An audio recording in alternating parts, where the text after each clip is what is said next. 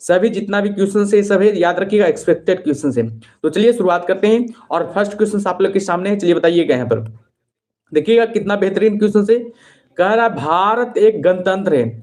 गणतंत्र का मतलब क्या होता है आप लोग बताइएगा। भारत तो गणतंत्र है, गणतंत्र देश है, लेकिन गणतंत्र का मतलब क्या होता है सब लोग ये बताइएगा, ठीक है। शासक राजा या रानी होती है। ऑप्शन बी करा कि शासक राजा या रानी का सीधा वंशज होता है। ऑप्शन सी यहाँ पर कह रहा है कि राज्य का प्रमुख उसके लोगों द्वारा परोक्ष रूप से चुना जाता है। और ऑप्शन डी यहाँ पर कह रहा है कि वह दिन जब भारत स्वतंत्र हुआ। तो बताएंगे सब लोग इस प्रश्न का सही उत्तर क्या होगा। बहुत ही बेहतरीन क्वेश्चन है बाबू, और एग्जाम ओरिएंटल सब क्वेश्चन है। तो सब लोग क्या करेंगे, जवाब देंगे, ठीक है। सब लोग क्या करेंगे, जवाब देंगे। याद रखिएगा इस प्रश्न का जो सही उत्तर हो जाएगा, ऑप्शन क्या रहेगा, हमेशा रखिएगा सी हो जाएगा। ऑप्शन में जो भी सी बता रहे हैं उनका बिल्कुल सही उत्तर हो गया। याद रखिएगा राज्य का प्रमुख उसके लोगों द्वारा क्या होता है, परोक्ष रूप से क्या होता है, चुना जाता है। ये भी आप लोग क्या कीजिएगा, हमेशा याद रखिएगा। ये भी आप लोग क्या कीजिएगा, हमेशा याद रखिएगा। आप लोग एक तो प्रश्न आप लोग बता दीजिएगा, गणतंत्र की अवधारणा कहां से लिया गया, बताइएगा। भारत में गणतंत्र की अवधारणा है जो कहां से लिया गया, ये बहुत बार एग्जाम में पूछा जा सकता है। तो बताइएगा गणतंत्र की अवधारणा है जो कहां से लिया गया है। आप लोग क्या करेंगे, कमेंट बॉक्स में बता देंगे गणतंत्र की अवधारणा कहां से लिया गया, ठीक है। और बताइएगा गणतंत्र दिवस कब मनाया जाता है, ये भी आप लोग से पूछा जा सकता है कि गणतंत्र दिवस कब मनाया जाता है, ये भी आप लोग से पूछा जा सकता है। तो दो प्रश्नों का आप लोग क्या कीजिएगा, जवाब दीजिएगा। गणतंत्र दिवस कब मनाया जाता है, ये भी आप लोग क्या कीजिएगा, जरूर बताइएगा। तो आप लोग को पता होना चाहिए कि गणतंत्र की अवधारणा है जो फ्रांस से लिया गया है। कहां से लिया गया है, याद रखिएगा, फ्रांस से। याद रखिएगा गणतंत्र की अवधारणा लिया गया है, ये आप लोग को क्या होना चाहिए, पता होनी चाहिए। लेकिन गणतंत्र दिवस कब मनाया जाता है, याद रखिएगा 26 जनवरी को। 26 जनवरी को याद रखिएगा गणतंत्र दिवस मनाया जाता है। और 15 अगस्त को याद रखिएगा, 15 अगस्त को हमेशा रखिएगा स्वतंत्र दिवस मनाया जाता है। स्वतंत्र दिवस मनाया जाता है, ये भी आप लोग को पता होनी चाहिए, ठीक है। तो चलिए क्लास को, अच्छा तो चलिए अगले क्वेश्चंस को पढ़ते हैं बाबू। से लोग क्या करेंगे, अगले क्वेश्चंस का जवाब देंगे। यहाँ पर देखिएगा 2 नंबर क्वेश्चंस कितना बेहतरीन क्वेश्चन है। देखिएगा यहाँ पर कह रहा है कि भारत के संविधान के लागू होने के समय इसमें मूलतः कुल कितने अनुच्छेद थे। बताइएगा भारत के संविधान के लागू होने के समय इसमें मूलतः कुल कितने अनुच्छेद थे। तो बताइएगा पहले भारत का संविधान लागू कब किया गया था। भारत का संविधान यहाँ पर पहले पहला प्रश्न यहीं पर बन जाता है कि भारत का संविधान लागू कब हुआ था। तो हमेशा रखिएगा 26 जनवरी 1950 को लागू हुआ था। 26 जनवरी 1950 को क्या हो गया था, भारत का संविधान लागू हो गया था। ये भी आप लोग क्या कीजिएगा, याद रखिएगा। ये भी आप लोग क्या कीजिएगा, हमेशा याद रखिएगा। चलिए आगे देखिएगा। और एक और आप लोग से प्रश्न पूछा जाता है कि यानी कि भारत का संविधान अंगीकृत कब किया गया था। याद रखिएगा 26 नवंबर 1949 को भारत का संविधान अंगीकृत किया गया था, लेकिन लागू किया गया था याद रखिएगा 26 जनवरी 1950 को, ठीक है। तो यही पूछ रहा है कि भारत के संविधान के लागू होने के समय इसमें मूलतः कुल कितने अनुच्छेद थे, ये पूछ रहा है, ठीक है। तो कितना अनुच्छेद थे, याद रखिएगा 395 अनुच्छेद थे। कितना अनुच्छेद थे, छोटू राणा जी 395 लगा रहे हैं, कुंदन कुमार जी 395, बिल्कुल बिल्कुल याद रखिएगा 395 अनुच्छेद थे। ये आप लोग क्या कीजिएगा, बिल्कुल याद रखिएगा, ठीक है। और बात किया जाए भाग की, भाग कितना था, तो याद रखिएगा भाग की बात किया जाए तो याद रखिएगा 22 था बाबू, ठीक है। भाग की बात किया जाए तो याद रखिएगा 22 भाग था। और पता होनी चाहिए कि अनुच्छेद की बात किया जाए तो अनुच्छेद 395 थे।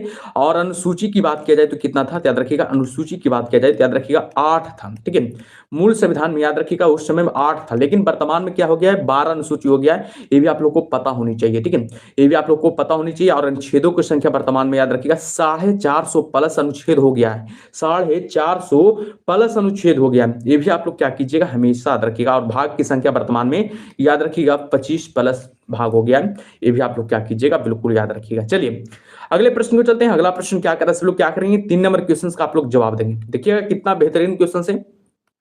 यहां पर कह रहा है कि भारत के संविधान की प्रस्तावना में प्रयुक्त शब्द गणतंत्र सूचित करता है, यानी कि भारत के संविधान की प्रस्तावना में प्रयुक्त शब्द गणतंत्र सूचित करता है। किसको सूचित करता है, सब लोग क्या करेंगे, कमेंट बॉक्स में बताएंगे इस प्रश्न का सही उत्तर क्या होगा। बहुत ही बेहतरीन क्वेश्चन है बाबू। और याद रखिएगा यानी कि ये जो क्लास है सभी चैप्टर यानी कि सभी सब्जेक्ट से लिया गया है। जैसे देखिएगा चाहे पॉलिटी हो, पहले पॉलिटी का क्वेश्चंस मिलेगा, फिर हिस्ट्री का, फिर ज्योग्राफी का, इसी प्रकार सभी क्वेश्चंस मिलेगा, स्टैटिक तक का क्वेश्चंस मिलेगा, ठीक है। और अंत के क्लास के अंत में याद रखिएगा 10 प्लस हिंदी ले लिए, ठीक है। 10 प्लस हिंदी ले लिए ताकि आप लोग को यानी कि हिंदी का भी क्वेश्चन न छूटे एग्जाम में, ठीक है।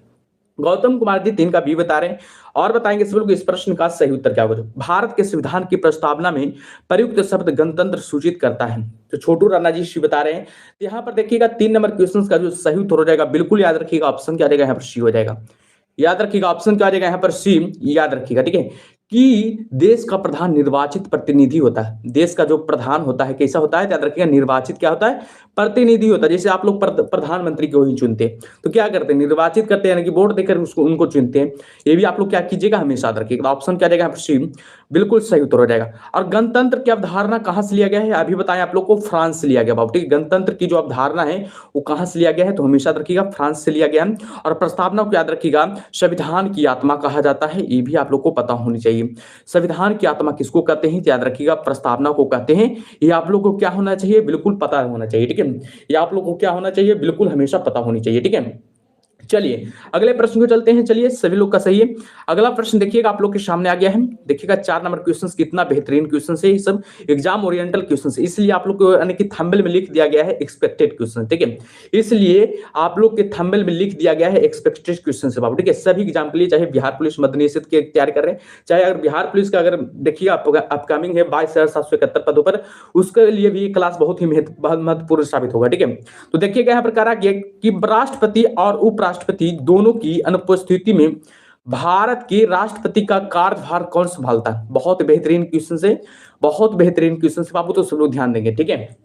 अगर राष्ट्रपति और उपराष्ट्रपति दोनों ही अनुपस्थित हो तो भारत के राष्ट्रपति का कार्यभार कौन संभालेगा, ये पूछ रहा है। तो बताएंगे सब लोग 4 नंबर क्वेश्चन का सही उत्तर क्या होगा। छोटू राणा जी 4 का ये बता रहे हैं और बताएंगे बाबू इस प्रश्न का सही उत्तर क्या होगा। गौतम कुमार जी ये बता रहे हैं। तो सभी लोग क्या करेंगे, जवाब देंगे इस प्रश्न का सही उत्तर क्या होगा। बहुत ही बेहतरीन क्लास चल रहा है। इससे देखिएगा बहुत कि लगभग ये जो एक्सपेक्टेड क्वेश्चन है, याद रखिएगा लगभग 15 क्लास चलेगा, इसका 15 क्लास चलेगा। बहुत ही बेहतरीन तरीका से आप लोग को जीएस की तैयारी हो जाएगा, ठीक है। संध्या कुमारी जी ये बता रहे हैं। याद रखिएगा 4 नंबर क्वेश्चन की बात किया जा रहा है, याद रखिएगा ऑप्शन क्या देगा, ये हो जाएगा भारत का मुख्य न्यायाधीश कौन करता है, याद रखिएगा भारत का मुख्य न्यायाधीश करता है। ऑप्शन क्या देगा यहाँ पर ए, बिल्कुल सही उत्तर हो जाएगा। याद रखिएगा ऑप्शन क्या देगा, जो भी ए बता रहे हैं उनका बिल्कुल सही उत्तर हो गया, ठीक है। चलिए अगले प्रश्न में चलते हैं। अगला प्रश्न क्या कर रहा है, सब लोग 5 नंबर क्वेश्चन का आप लोग जवाब दीजिएगा। बहुत ही बेहतरीन क्वेश्चन से देख सकते हैं आप लोग। क्या करा है कि भगोड़ा आर्थिक अपराधी विधेयक 2017 किस मंत्रालय द्वारा पेश किया गया था, बताइएगा। भगोड़ा आर्थिक अपराधी विधेयक है 2017 किस मंत्रालय द्वारा पेश किया गया था। बहुत बेहतरीन क्वेश्चन से और एग्जाम ओरिएंटल सब क्वेश्चन से, तो सभी लोग क्या करेंगे, जवाब देंगे। इस प्रश्न का सही उत्तर क्या होगा, जो 5 नंबर क्वेश्चन का जवाब दीजिएगा। इस प्रश्न का सही उत्तर क्या होगा, जो चलिए बताइएगा इस प्रश्न का सही उत्तर क्या होगा, जो बहुत बेहतरीन क्वेश्चन है बाबू। तो चलिए पिंकी कुमारी जी राधे राधे सर, राधे राधे सभी को बाबू। चलिए बताइएगा, छोटू राणा जी 5 का डी बता रहे हैं, गौतम कुमार जी 5 का सी बता रहे हैं। तो बिल्कुल याद रखिएगा वित्त मंत्रालय द्वारा भगोड़ा आर्थिक अपराधी विधेयक 2017 किस मंत्रालय द्वारा पेश किया गया था, याद रखिएगा वित्त मंत्रालय द्वारा पेश किया गया था। और कहां पेश किया गया था ये भी आप लोग को पता होनी चाहिए, याद रखिएगा संसद में पेश किया गया था। कहां पेश किया गया था, याद रखिएगा संसद में पेश किया गया था, ठीक है। लेकिन संसद ने इसको पारित कब किया था, यानी कि भगोड़ा आर्थिक अपराधी विधेयक को पारित कब किया था, बताइएगा। भगोड़ा आर्थिक अपराधी विधेयक को पारित कब किया था, याद रखिएगा 2018 में। याद रखिएगा जुलाई 2018 में इसको पारित किया था, ठीक है। जुलाई 2018 में इसको पारित किया था। ये भी आप लोग क्या कीजिएगा, बिल्कुल याद रखिएगा, ठीक है। चलिए अगले प्रश्न में चलते हैं। अगला प्रश्न क्या कर रहा है, यहाँ पर 6 नंबर क्वेश्चन का आप लोग क्या करेंगे, जवाब देंगे। बहुत ही बेहतरीन क्लास है, ठीक है। देखिए कह रहा है कि इनमें से कौन से भारतीय प्रधानमंत्री ने संसद का सम्मान नहीं किया था। इनमें से कौन सा भारतीय प्रधानमंत्री है जो संसद का सम्मान नहीं किया था। चंद्रशेखर हो जाएंगे कि मोरारजी देसाई होंगे कि बीपी सिंह होंगे कि चरण सिंह होंगे। तो बताएंगे 6 नंबर क्वेश्चन का सही उत्तर क्या होगा। बहुत ही बेहतरीन क्वेश्चन है बाबू, ठीक है। तो सभी लोग जवाब देंगे इस प्रश्न का सही उत्तर क्या होगा। बहुत ही एग्जाम में पूछा गया सवाल है, तो याद रखिएगा चरण सिंह हो जाएंगे। कौन हो जाएंगे, तो याद रखिएगा चरण सिंह। याद रखिएगा संसद को सम्मान नहीं किए थे, ठीक है। चरण सिंह याद रखिएगा संसद को सम्मान नहीं किए थे। छोटू राणा बिल्कुल डी लगा रहे हैं, बिल्कुल सही है, ठीक है। चरण सिंह जी हो जाएंगे जो कि संसद का नहीं सम्मान किए थे। ऑप्शन क्या रहेगा यहाँ पर डी, बिल्कुल सही उत्तर हो जाएगा। और याद रखिएगा चरण सिंह है ना, याद रखिएगा 5वें क्रम के प्रधानमंत्री थे, ठीक है। 5वें क्रम के प्रधानमंत्री थे। और प्रथम क्रम के याद रखिएगा डॉक्टर कौन थे, बताइएगा, सॉरी पंडित जवाहरलाल नेहरू थे। कौन थे, याद रखिएगा पंडित जवाहरलाल नेहरू थे। जवाहरलाल नेहरू थे, आप लोग को पता होनी चाहिए, ठीक है। पंडित जवाहरलाल नेहरू थे और ये 5वें क्रम के राष्ट्रपति थे, ठीक है। चलिए अगले प्रश्न में चलते हैं। सब लोग क्या करेंगे, अगले प्रश्न का जवाब देंगे। देखिएगा 7 नंबर क्वेश्चन कितना बेहतरीन क्वेश्चन है। यहाँ पर देखिएगा 7 नंबर क्वेश्चन कितना बेहतरीन है। क्या करा कि भारतीय संविधान के किस अनुच्छेद में वित्तीय आपातकाल से संबंधित प्रावधान वर्णित है। बहुत बार एग्जाम में पूछा जा चुका है सवाल, तो ध्यान दीजिएगा सब सवालों पर और बताएंगे सभी लोग, ठीक है। भारतीय संविधान के किस अनुच्छेद में वित्तीय आपातकाल से संबंधित प्रावधान वर्णित किया गया है। चलिए बताइएगा इस प्रश्न का सही उत्तर क्या होगा। बहुत ही बेहतरीन क्वेश्चन से ठीक है, तो चलिए जवाब दीजिएगा। सभी लोग जवाब देंगे। क्लास को हमेशा कहते हैं कि टेस्ट के रूप में लीजिए, टेस्ट आप लोग क्या करते हैं, जवाब नहीं देते हैं, ठीक है। छोटू राणा जी बता रहे हैं 360, और बताइएगा इस प्रश्न का सही उत्तर क्या होगा। गौतम कुमार जी 360 लगा रहे हैं। बिल्कुल बिल्कुल याद रखिएगा 7 नंबर क्वेश्चन का जो सही उत्तर हो जाएगा, ऑप्शन क्या हो जाएगा, याद रखिएगा सी हो जाएगा। क्या हो जाएगा, याद रखिएगा सी हो जाएगा। याद रखिएगा अनुच्छेद हो जाएगा जो कि 360 हो जाएगा। क्या हो जाएगा, याद रखिएगा अनुच्छेद 360 के तहत, याद रखिएगा वित्तीय आपातकाल से संबंधित प्रावधान, याद रखिएगा किसमें है, याद रखिएगा अनुच्छेद 360 में हो जाएगा। ऑप्शन क्या देगा यहाँ पर सी, बिल्कुल सही उत्तर हो जाएगा। ऑप्शन में जो भी सी बता रहे हैं उनका बिल्कुल सही उत्तर हो गया, ठीक है। अनुच्छेद 48 में याद रखिएगा, अनुच्छेद 48 में याद रखिएगा, यानी कि भारत का नियंत्रक एवं महालेखा परीक्षक के बारे में वर्णन है, ये भी आप लोग को पता होनी चाहिए, ठीक है। अनुच्छेद 72 में याद रखिएगा राष्ट्रपति का क्षमादान शक्ति, याद रखिएगा राष्ट्रपति का क्षमादान शक्ति किसमें है, याद रखिएगा, यानी कि अनुच्छेद 72 में, ये भी आप लोग को पता होनी चाहिए, ठीक है। अनुच्छेद 72 में याद रखिएगा राष्ट्रपति के क्षमादान की शक्ति है, ये भी आप लोग को पता होनी चाहिए, ठीक है। ये भी आप लोग क्या करना है, आप लोग को पता होनी चाहिए। चलिए अगले प्रश्न में चलते हैं। अगला प्रश्न क्या करा, सब लोग 8 नंबर क्वेश्चन का आप लोग क्या करेंगे, जवाब देंगे। देखिएगा कितना बेहतरीन क्वेश्चन है। 8 नंबर क्वेश्चन कह रहा है कि किस विधि अधिकारी के पास संसद के दोनों सदनों में बोलने का अधिकार है। बताइए किस विधि अधिकारी के पास संसद के दोनों सदनों में बोलने का अधिकार है। बहुत बार एग्जाम में पूछा जा चुका है, तो सब लोग क्या करेंगे, जवाब देंगे। 8 नंबर क्वेश्चन का सही उत्तर क्या होगा, सभी बताएंगे इस प्रश्न का सही उत्तर क्या होगा। जो बहुत ही बार एग्जाम में पूछा जा चुका है, तो बताएंगे सब लोग, ठीक है। याद रखिएगा इस प्रश्न का जो सही उत्तर हो जाएगा, याद रखिएगा ऑप्शन क्या रहेगा, डी हो जाएगा। बिल्कुल याद रखिएगा, जो भी डी बता रहे हैं बिल्कुल छोटू राणा जी का सही है। याद रखिएगा ऑप्शन नंबर यहाँ पर डी हो जाएगा, महान्यायवादी हो जाएगा, यानी कि अटॉर्नी जनरल हो जाएगा। ऑप्शन नंबर जो भी डी बता रहे हैं उनका बिल्कुल सही उत्तर हो गया, ठीक है। जो भी ऑप्शन नंबर डी बता रहे हैं उनका बिल्कुल सही उत्तर हो गया। याद रखिएगा अटॉर्नी जनरल हो जाएगा, यानी कि कहने का मतलब महान्यायवादी हो जाएंगे, ठीक है। चलिए सब लोग अगले प्रश्न का क्या करेंगे, जवाब देंगे। देखिएगा यहाँ पर देखिएगा ऑप्शन नीचे दिया हुआ है, आप लोग को घबराना नहीं है। देखिएगा क्या कह रहा है, भारत में राज्य पुनर्गठन आयोग की स्थापना कब हुई थी। भारत में राज्य पुनर्गठन आयोग की स्थापना कब हुई थी, बहुत बार एग्जाम में पूछा जा चुका है। बहुत इंपॉर्टेंट सवाल है बाबू, ठीक है, बहुत इंपॉर्टेंट है, ठीक है। भारत में राज्य पुनर्गठन आयोग की स्थापना कब की गई थी। छोटू राणा जी का जवाब आ चुका है, लेकिन ऑप्शन आप लोग को देंगे, ठीक है। ऑप्शन नीचे देखिएगा, यहाँ पर ऑप्शन दिया हुआ है। राज्य पुनर्गठन आयोग की स्थापना कब की गई थी, बताइएगा सभी लोग, ठीक है। 1953 में, 1951 में, 1950 में, 1952 में। बताइएगा भारत में राष्ट्रीय राज्य पुनर्गठन आयोग की स्थापना कब किया गया था, बताइएगा। सभी लोग बताएंगे इस प्रश्न का सही उत्तर क्या होगा। याद रखिएगा इसका जो सही उत्तर हो जाएगा, हमेशा रखिएगा 1953 ईस्वी, ठीक है। 1953 ईस्वी में याद रखिएगा राज्य पुनर्गठन आयोग की स्थापना किया गया था। ऑप्शन क्या रहेगा यहाँ पर, ए बिल्कुल सही उत्तर हो जाएगा। जो भी ऑप्शन नंबर ये बता रहे हैं उनका बिल्कुल सही उत्तर गया। लेकिन अगर फुल डेट अगर जानना चाहते हैं आप लोग, तो फुल डेट जरूर जानिएगा। क्या कर रहा है, 22 दिसंबर 1953 को याद रखिएगा भारतीय राज्य पुनर्गठन आयोग की स्थापना किया गया था। और इसका अध्यक्षता किसने की थी, बताइएगा।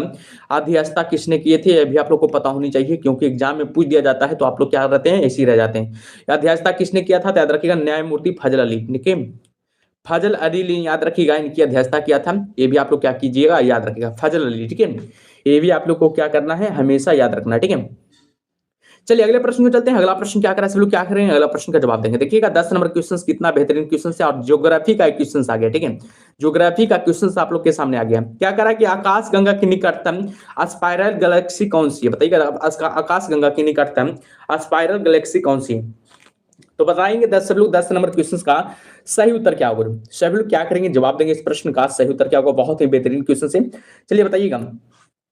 छोटू राणा जी 10 का सी बता रहे हैं, और बताएंगे सभी लोग इस प्रश्न का सही उत्तर क्या होगा। आकाश गंगा की निकटतम स्पाइरल गैलेक्सी कौन सी है, चलिए बताइएगा इस प्रश्न का सही उत्तर क्या होगा। गौतम कुमार जी शी बता रहे हैं, याद रखिएगा एंड्रोमेडा गैलेक्सी हो जाएगा। कौन हो जाएगा, याद रखिएगा एंड्रोमेडा गैलेक्सी हो जाएगा। ऑप्शन क्या रहेगा यहाँ पर, सी बिल्कुल सही उत्तर हो जाएगा। याद रखिएगा एंड्रोमेडा गैलेक्सी हो जाएगा। जो भी ऑप्शन नंबर सी बता रहे हैं उनका बिल्कुल सही उत्तर हो गया। आकाश गंगा की स्पाइरल गैलेक्सी कौन सी है, याद रखिएगा एंड्रोमेडा गैलेक्सी है। जो भी ऑप्शन नंबर सी बता रहे हैं उनका बिल्कुल सही उत्तर हो गया, ठीक है। चलिए अगले प्रश्न का जवाब दीजिएगा। यहाँ पर देखिएगा 11 नंबर क्वेश्चन कितना बेहतरीन क्वेश्चन है। क्या करा, ध्यान से पढ़िएगा। यहां पर करा किस ग्रह का नाम किसी रोमन देवी के नाम पर रखा गया है, बताइएगा किस ग्रह का नाम किसी रोमन देवी के नाम पर रखा गया, पृथ्वी का, कि शुक्र का, कि शनि का, कि बृहस्पति का। तो बताएंगे सब लोग इस प्रश्न का सही उत्तर क्या होगा। सब लोग जवाब देंगे इस प्रश्न का सही उत्तर क्या होगा। किस ग्रह का नाम किसी रोमन देवी के नाम पर रखा गया है। बहुत ही बेहतरीन क्वेश्चन से छोटू राणा जी जवाब दे चुके हैं 11 कभी, और बताएंगे सब लोग इस प्रश्न का सही उत्तर क्या होगा। सभी लोग जवाब देंगे इस प्रश्न का सही उत्तर क्या होगा। गौतम कुमार जी भी बता रहे हैं और बताएंगे बाबू, ठीक है। क्लास को हमेशा कहते हैं कि टेस्ट के रूप में लीजिए, आप लोग क्या करते हैं जवाब नहीं देते, ठीक है, टेस्ट के रूप में लीजिए, ठीक है। चलिए, तो 11 नंबर क्वेश्चन की बात किया जा रहा है, तो याद रखिएगा इसका जो सही उत्तर हो जाएगा ऑप्शन नंबर बी हो जाएगा, शुक्र हो जाएगा। शुक्र को याद रखिएगा, यानी कि रोमन देवी के नाम पर रखा गया है। ऑप्शन क्या जाएगा यहाँ पर बी, बिल्कुल सही उत्तर हो जाएगा। ऑप्शन क्या जाएगा यहाँ पर बी, बिल्कुल सही उत्तर हो जाएगा। सबसे चमकीला ग्रह कौन सा है, आप लोग बता देंगे सभी लोग, सबसे चमकीला ग्रह कौन सा है, सबसे चमकीला ग्रह कौन सा है, याद रखिएगा सबसे चमकीला ग्रह भी याद रखिएगा, यानी कि शुक्र ही होगा, ठीक है। और बताइएगा सांझ का तारा और भोर का तारा किसको कहते हैं, सांझ का तारा और भोर का तारा किसको कहते हैं, बता दीजिएगा आप लोग। सांझ का तारा और भोर का तारा किसको कहते हैं, तो याद रखिएगा शुक्र को कहते हैं। भोर का तारा किसको कहते हैं, याद रखिएगा शुक्र को कहते हैं, ये भी आप लोग को पता होनी चाहिए, ठीक है। और याद रखिएगा पृथ्वी को याद रखिएगा नीला ग्रह कहते हैं।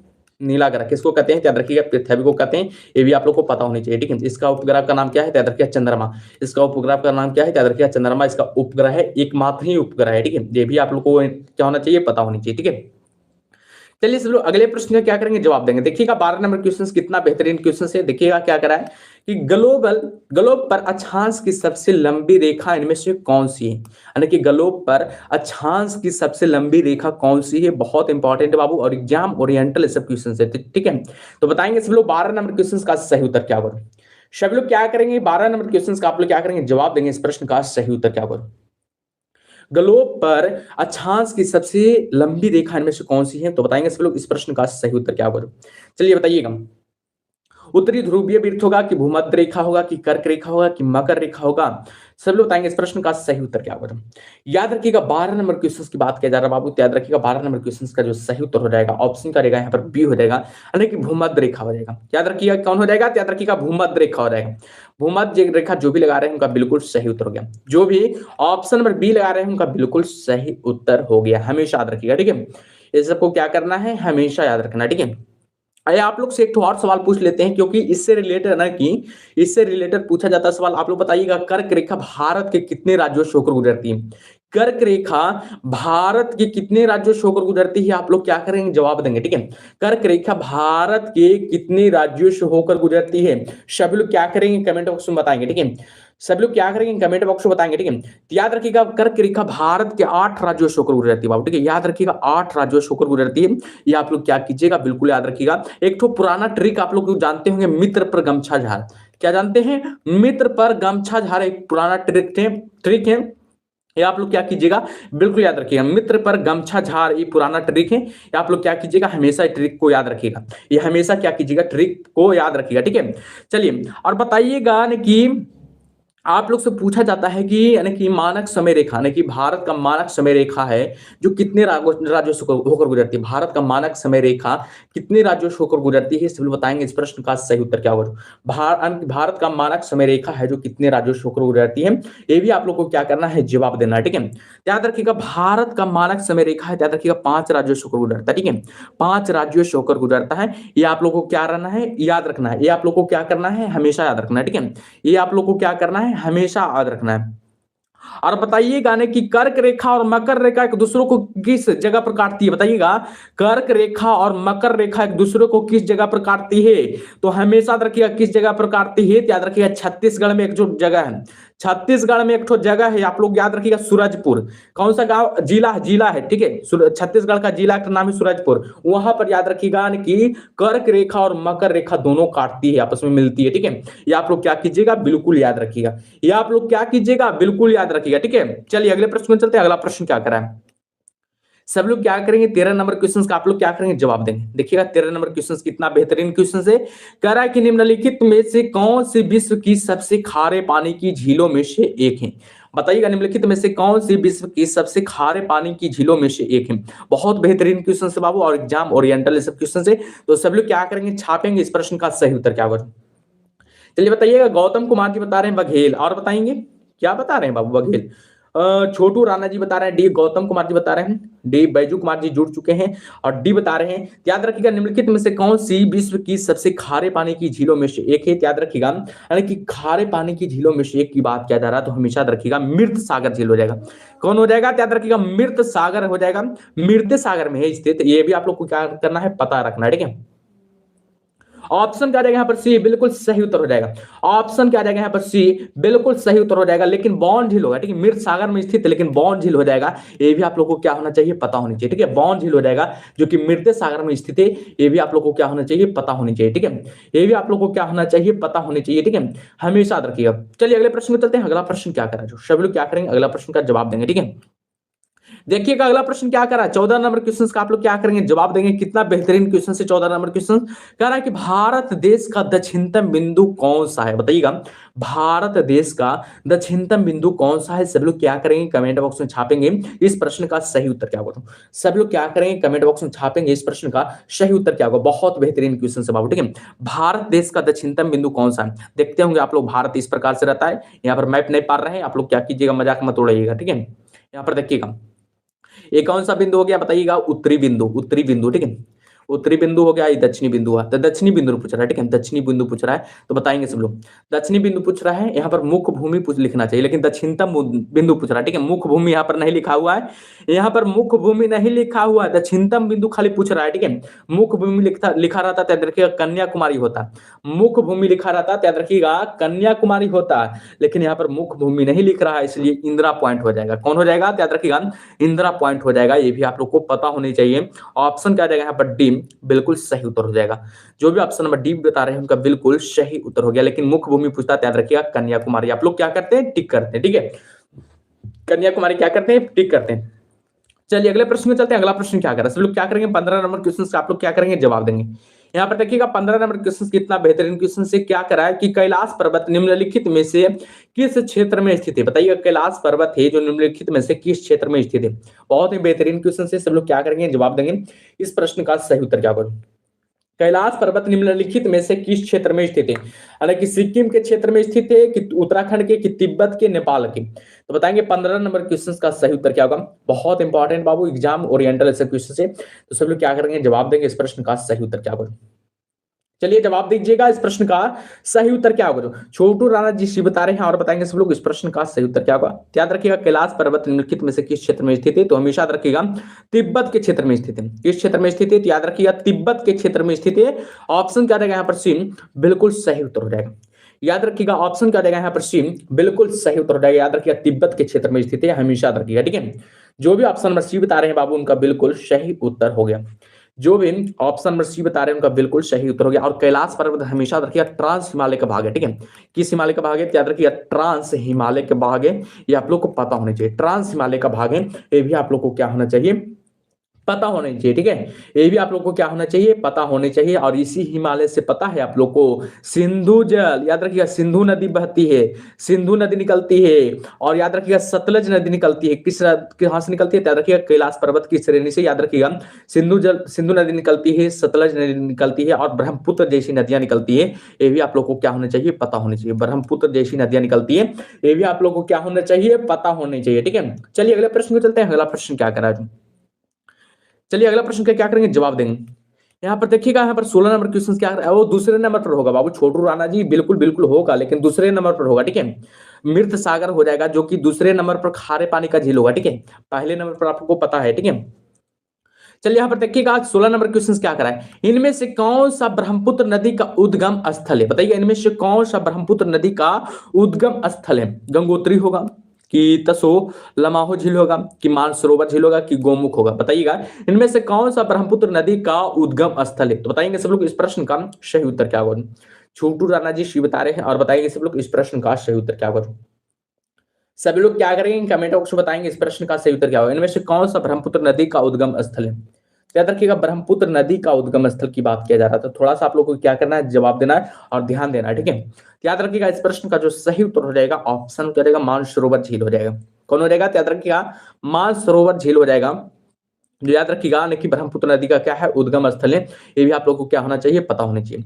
और याद रखिएगा मानसरोवर यानी कि बताइएगा ब्रह्मपुत्र नदी का भारत में कुल कितना लंबाई है बताइएगा, इसकी लंबाई पहले बताइएगा, इसकी लंबाई कुल कितना है, याद रखिएगा 2900 किलोमीटर याद रखिएगा इसकी लंबाई है। ये भी आप लोगों को क्या होना चाहिए पता होनी चाहिए, ठीक है, ये भी आप लोगों को क्या होना चाहिए हमेशा पता होनी चाहिए बाबू, ठीक है। और याद रखिएगा मानसरोवर झील से निकलती है, तो याद रखिएगा अरुणाचल प्रदेश में सबसे पहले प्रवेश करती है। किस कहां प्रवेश करती है, याद रखिएगा अरुणाचल प्रदेश में सबसे पहले प्रवेश करती है। और याद रखिएगा असम में भी प्रवेश करती है, ठीक है, असम घाटी से निकल जाती है, ठीक है, असम घाटी से निकल जाती है और बांग्लादेश में फिर प्रवेश कर जाती है। कहां प्रवेश कर जाती है, याद रखिएगा बांग्लादेश में प्रवेश कर जाती है। और बांग्लादेश में इसको ब्रह्मपुत्र नदी को याद रखिएगा, बांग्लादेश में ब्रह्मपुत्र नदी को याद रखिएगा क्या कहा जाता है, जमुना के नाम से जाना जाता है। किस नाम से जाना जाता है, याद रखिएगा जमुना के नाम से जाना जाता है। और याद रखिएगा और ये कहां जाकर गिरती है, यानी कि ब्रह्मपुत्र नदी कहां जाकर गिरती है, याद रखिएगा बंगाल की खाड़ी में जाकर गिरती है, बंगाल की खाड़ी में जाकर गिरती है। ये भी आप लोग को क्या होना चाहिए पता होना चाहिए, बंगाल की खाड़ी में जाकर गिरती है, ये भी आप लोगों को क्या होना चाहिए पता होनी चाहिए, ठीक है। चलिए, और भारत की सबसे चौड़ी नदी कौन सी है बताइएगा, भारत की सबसे चौड़ी नदी कौन सी है, याद रखिएगा भारत की सबसे चौड़ी नदी याद रखिएगा ब्रह्मपुत्र नदी ही हो जाएगा, ठीक है। भारत की सबसे चौड़ी नदी कौन हो जाएगा, याद रखिएगा ब्रह्मपुत्र नदी हो जाएगा। ये भी आप लोगों को क्या होना चाहिए पता होना चाहिए, ठीक है। चलिए अगले प्रश्न को चलते हैं, सब लोग क्या करेंगे 17 नंबर क्वेश्चन का आप लोग क्या करेंगे जवाब देंगे। देखिएगा कितना बेहतरीन क्वेश्चन है 17 नंबर क्वेश्चन। यहाँ पर क्या करा कि इनमें से किसे मिल्कमैन ऑफ इंडिया कहा जाता है, इनमें से किसे मिल्कमैन ऑफ इंडिया कहा जाता है। बहुत ही बेहतरीन क्वेश्चन से और एग्जाम ओरिएंटल है सब क्वेश्चन से, तो सब लोग क्या करेंगे जवाब देंगे। इस प्रश्न का सही उत्तर क्या होगा, छोटू राणा जी 17 का ये बता रहे हैं और बताएंगे सब लोग इस प्रश्न का सही उत्तर क्या होगा। इनमें से किसे मिल्कमैन ऑफ इंडिया कहा जाता है, सब लोग क्या करेंगे जवाब देंगे। आर्मी लवर जी बता रहे हैं ये और बताएंगे, गौतम कुमार जी ये बता रहे हैं, संध्या कुमार जी ये बता रहे हैं और बताएंगे बाबू इस प्रश्न का सही उत्तर क्या होगा। सब लोग क्या करेंगे जवाब देंगे, ठीक है। याद रखिएगा मिल्कमैन ऑफ इंडिया किसे कहा जाता है, याद रखिएगा 17 नंबर क्वेश्चन का जो सही उत्तर हो जाएगा हमेशा याद रखिएगा ऑप्शन नंबर ये हो जाएगा डॉक्टर वर्गीज कुरियन को। किसको कहा जाता है, याद रखिएगा डॉक्टर वर्गीज कुरियन को याद रखिएगा मिल्कमैन ऑफ इंडिया कहा जाता है। ऑप्शन क्या जाएगा यहाँ पर ए, बिल्कुल सही उत्तर हो जाएगा। ऑप्शन क्या जाएगा यहाँ पर ए, बिल्कुल सही उत्तर हो जाएगा। आप लोग को पता होनी चाहिए, थोड़ा सा आप लोग जान लीजिएगा, ठीक है, जानना बहुत जरूरी है, ठीक है। इनका जन्म कहां हुआ था बताइएगा आप लोग, इनका जन्म कहां हुआ था, डॉक्टर वर्गीज कुरियन का जन्म कहां हुआ था बताइएगा। याद रखिएगा जन्म हुआ था यानी कि कोझिकोड यानी कि केरल में हुआ था, ठीक है, केरल के कोझिकोटा में हुआ था, केरल के कोझिकोटा में इनका जन्म हुआ था। ये आप लोग को पता होनी चाहिए, लेकिन जन्म कब हुआ था ये भी आप लोग बता दीजिएगा। तो याद रखिएगा 26 नवंबर 1921 को, 26 नवंबर 1921 को इनका क्या हो गया था, जन्म हो गया था। ये भी आप लोग को पता होनी चाहिए। और डॉक्टर वर्गीज कुरियन किससे संबंधित है बताइएगा, डॉक्टर वर्गीज कुरियन किससे संबंधित है तो बताइएगा श्वेत क्रांति से संबंधित है। किससे संबंधित है, याद रखिएगा श्वेत क्रांति का जनक माना जाता है। ये भी आप लोग को पता होनी चाहिए, श्वेत क्रांति का जनक किसको माना जाता है, याद रखिएगा डॉक्टर वर्गीज कुरियन को माना जाता है। ये भी आप लोग क्या कीजिएगा बिल्कुल याद रखिएगा, ठीक है, ये भी आप लोग क्या कीजिएगा बिल्कुल याद रखिएगा, ठीक है। और बताइएगा आप लोग को बताना है, इनको याद रखिएगा कौन कौन सा पुरस्कार मिला था, याद रखिएगा रेमन मैग्सेस पुरस्कार भी मिला था और पद्म विभूषण पुरस्कार भी मिला था। ये भी आप लोग को क्या होना चाहिए पता होना चाहिए, ठीक है।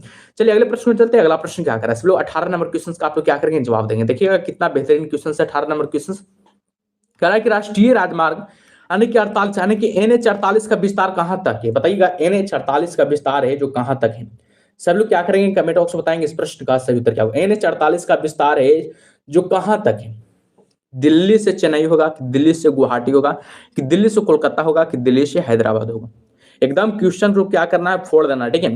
क्लास वहीं कीजिए जहां पर क्वेश्चन को तोड़ा जाता है, ठीक है, क्लास वहीं कीजिए। हम बार बार कहते हैं कि क्लास वहीं कीजिए जहां पर क्वेश्चंस को आप लोग क्या किया जाता है तोड़ा जाता है, ठीक है, अन्यथा मतलब वहां नहीं कीजिए, ठीक है। चलिए बताइएगा राष्ट्रीय राजमार्ग यानी कि NH48 का विस्तार कहां तक है तो बताएंगे आर्मी लवर जी बता रहे हैं, संध्या कुमारी जी ये बता रहे हैं और बताएंगे 18 नंबर क्वेश्चन का सही उत्तर क्या होगा। याद रखिएगा NH48 का जो विस्तार है हमेशा रखिएगा दिल्ली से चेन्नई तक है। कहां तक है याद रखिएगा दिल्ली से चेन्नई तक है। ऑप्शन क्या रहेगा यहाँ पर ए, बिल्कुल सही उत्तर हो जाएगा। याद रखिएगा दिल्ली से चेन्नई तक है। जो भी ऑप्शन नंबर ए बता रहे हैं उनका बिल्कुल सही उत्तर हो गया, जो भी ऑप्शन नंबर ए बता रहे हैं उनका बिल्कुल सही उत्तर हो गया, ठीक है। आप लोग को थोड़ा सा ये भी जानना है कि NH48 का तो विस्तार आप लोग को पता चलेगा कि दिल्ली से चेन्नई तक है, ठीक है, दिल्ली से चेन्नई तक इसका विस्तार है। लेकिन ये आप लोग से पूछ दिया जाए कि NH 48 कितने राज्यों से होकर गुजरती है, यानी कि राष्ट्रीय राजमार्ग 48 है जो कितने राज्यों से होकर गुजरती है, याद रखिएगा 7 राज्यों से होकर गुजरती है। कितने राज्यों से होकर गुजरती है, याद रखिएगा 7 राज्यों से होकर गुजरती है। ये आप लोग को क्या होना चाहिए, पता होना चाहिए, ठीक है। तो इसकी लंबाई भी पूछा जा सकता है एग्जाम में कि लंबाई इसका कितना है, यानी कि NH 48 का लंबाई कितना है भाई, ये भी पूछा जा सकता है आप लोग से। याद रखिएगा NH 48 का जो लंबाई है हमेशा याद रखिएगा 2807 किलोमीटर है। कितना किलोमीटर है, याद रखिएगा 2807 किलोमीटर इसका लंबाई है। ये भी आप लोग को क्या होना चाहिए, पता होना चाहिए, ठीक है। ये भी आप लोग को क्या होना चाहिए, पता होना चाहिए, ठीक है। चलिए अगले प्रश्न में चलते हैं। अगला प्रश्न क्या करा, जो सभी लोग क्या करेंगे 19 नंबर क्वेश्चन का आप लोग को जवाब दीजिएगा। यहाँ पर 19 नंबर क्वेश्चन कितना बेहतरीन क्वेश्चन से क्या करा है कि बोधिसत्व की अवधारणा इनमें से किससे संबंधित है, बताइएगा। बोधिसत्व की अवधारणा है जो इनमें से किससे संबंधित है, बताइएगा। जैन धर्म से होगा कि हीनयान बौद्ध धर्म से होगा कि सिख धर्म से होगा कि महायान धर्म से होगा, तो बताएंगे सब लोग इस प्रश्न का सही उत्तर क्या होगा। छोटू राणा जी 19 का डी बता रहे हैं और बताएंगे सब लोग इस प्रश्न का सही उत्तर क्या होगा। बहुत ही बेहतरीन क्वेश्चन बाबू और बहुत ही बेहतरीन क्लास भी चल रहा है, ठीक है। तो बताएंगे सब लोग इस प्रश्न का सही उत्तर क्या होगा। बोधिसत्व की अवधारणा इनमें से किससे संबंधित है, 19 नंबर क्वेश्चन का आप लोग क्या करेंगे, जवाब देंगे। याद रखिएगा 19 नंबर क्वेश्चन का जो सही उत्तर हो जाएगा ऑप्शन क्या जाएगा, डी हो जाएगा, महायान बौद्ध धर्म से हो जाएगा। महायान बौद्ध धर्म से हो जाएगा, ऑप्शन क्या जाएगा यहाँ पर डी, बिल्कुल सही उत्तर हो जाएगा। जो भी ऑप्शन नंबर डी बता रहे हैं उनका बिल्कुल सही उत्तर हो गया बाबू, ठीक है। चलिए सब लोग क्या करेंगे, अगला प्रश्न का जवाब देंगे।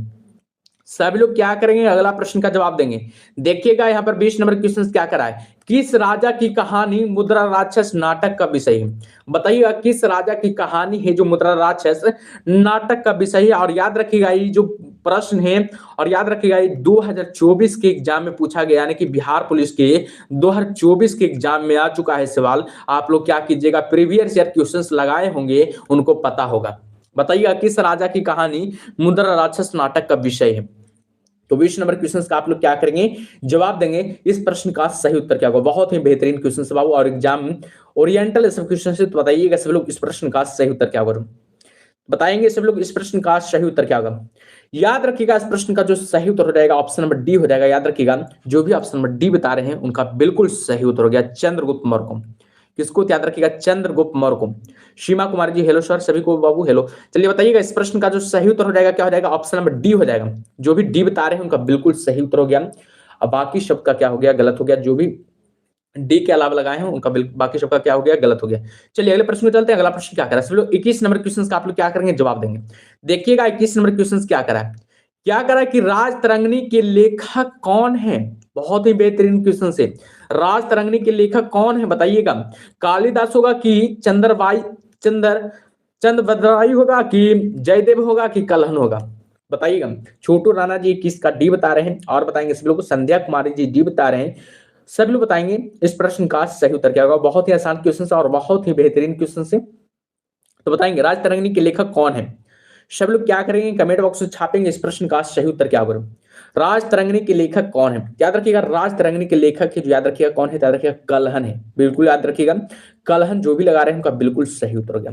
कलहन जो भी लगा रहे हैं उनका बिल्कुल सही उत्तर हो गया। ऑप्शन नंबर यहाँ पर क्या हो जाएगा, डी हो जाएगा, कलहन हो जाएगा, ठीक है। राजतरंगिणी के लेखक कौन है, याद रखिएगा कलहन हो जाएगा। ऑप्शन क्या रहेगा, डी, बिल्कुल सही उत्तर हो जाएगा। लेकिन राजतरंगिणी लिखा किस भाषा में गया है, बताइएगा किस भाषा में लिखा गया है, बताइएगा। राजतरंगिणी है जो किस भाषा में लिखा गया है, याद रखिएगा हमेशा संस्कृत भाषा में लिखा गया। किस भाषा में लिखा गया है, याद रखिएगा संस्कृत भाषा में भी लिखा गया। ये आप लोगों को क्या होना चाहिए, पता होनी चाहिए, ठीक है। चलिए सब लोग क्या करेंगे, अगला प्रश्न का जवाब देंगे। यहाँ पर अगला प्रश्न आप लोग के सामने है, क्या करा 22 नंबर क्वेश्चन देखिएगा। अजंता की गुफाएं कहाँ स्थित है, बताइएगा। बिल्कुल बिल्कुल छोटू राणा जी याद रखिएगा, अजंता की गुफाएं कहाँ स्थित है, बताइएगा सब लोग। बहुत बार एग्जाम में ये भी सवाल आ चुका है, तो ध्यान देंगे सब लोग, ठीक है। अजंता की गुफाएं हैं जो कहाँ स्थित है, सब लोग क्या करेंगे, कमेंट बॉक्स में छापेंगे। तमिलनाडु में होगा कि छत्तीसगढ़ में होगा कि महाराष्ट्र में होगा कि दिल्ली में होगा। तो छोटू राणा जी सी बता रहे हैं और बताएंगे सब लोग इस प्रश्न का सही उत्तर क्या होगा। अजंता की गुफाएं कहाँ स्थित है। राजू कुमार जी जुड़ चुके हैं हमसे, सी बता रहे हैं। आदित्य जी सी बता रहे हैं। संध्या कुमार जी सी बता रहे हैं और बताएंगे सब लोग इस प्रश्न का सही उत्तर क्या होगा। सभी लोग बताएंगे बाबू इस प्रश्न का सही उत्तर क्या होगा। सीमा कुमारी जी सी बता रहे हैं। याद रखिएगा 22 नंबर क्वेश्चन की बात किया जा रहा है। याद रखिएगा अजंता की जो गुफाएं हैं कहाँ स्थित है, याद रखिएगा महाराष्ट्र में स्थित है। कहाँ स्थित है? याद रखिएगा महाराष्ट्र राज्य में स्थित है। ऑप्शन क्या देगा यहाँ पर? सी बिल्कुल सही उत्तर हो जाएगा। ऑप्शन क्या देगा यहाँ पर? सी बिल्कुल सही उत्तर हो जाएगा। और बात किया जाए कि महाराष्ट्र के किस जिला में स्थित है? महाराष्ट्र में भी किस जिला में स्थित है? याद रखिएगा औरंगाबाद जिला में।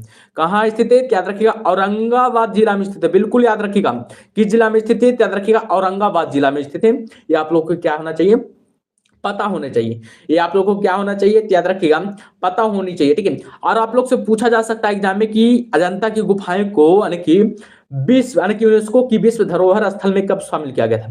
यानी कि अजंता की गुफाएं को यूनेस्को की विश्व धरोहर स्थल में कब शामिल किया गया था? याद रखिएगा 1983 ईस्वी में शामिल किया गया था। कब शामिल किया गया था? याद रखिएगा 1983 ईस्वी में शामिल किया गया था। ये आप लोगों को क्या होना चाहिए? पता होना चाहिए, ठीक है। ये आप लोगों को क्या होना चाहिए? पता होना चाहिए, ठीक है। चलिए बिल्कुल बिल्कुल सही है। चलिए अगले प्रश्न में चलते हैं। अगला प्रश्न क्या करा है? सब लोग बताएंगे 23 नंबर क्वेश्चन का सही उत्तर क्या होगा। सब लोग क्या करेंगे? 23 नंबर क्वेश्चन का आप लोग जवाब देंगे। देखिएगा कितना बेहतरीन क्वेश्चन है। कह रहा है कि अल बरूनी ने अपनी पुस्तक किताब उल हिंद, जिसको हम लोग क्या कहते हैं? मीन मकाला कहते हैं, ठीक है। किताब उल हिंद को याद रखिएगा मीन मकाला भी कहते हैं, ठीक है। किस भाषा में लिखी गई?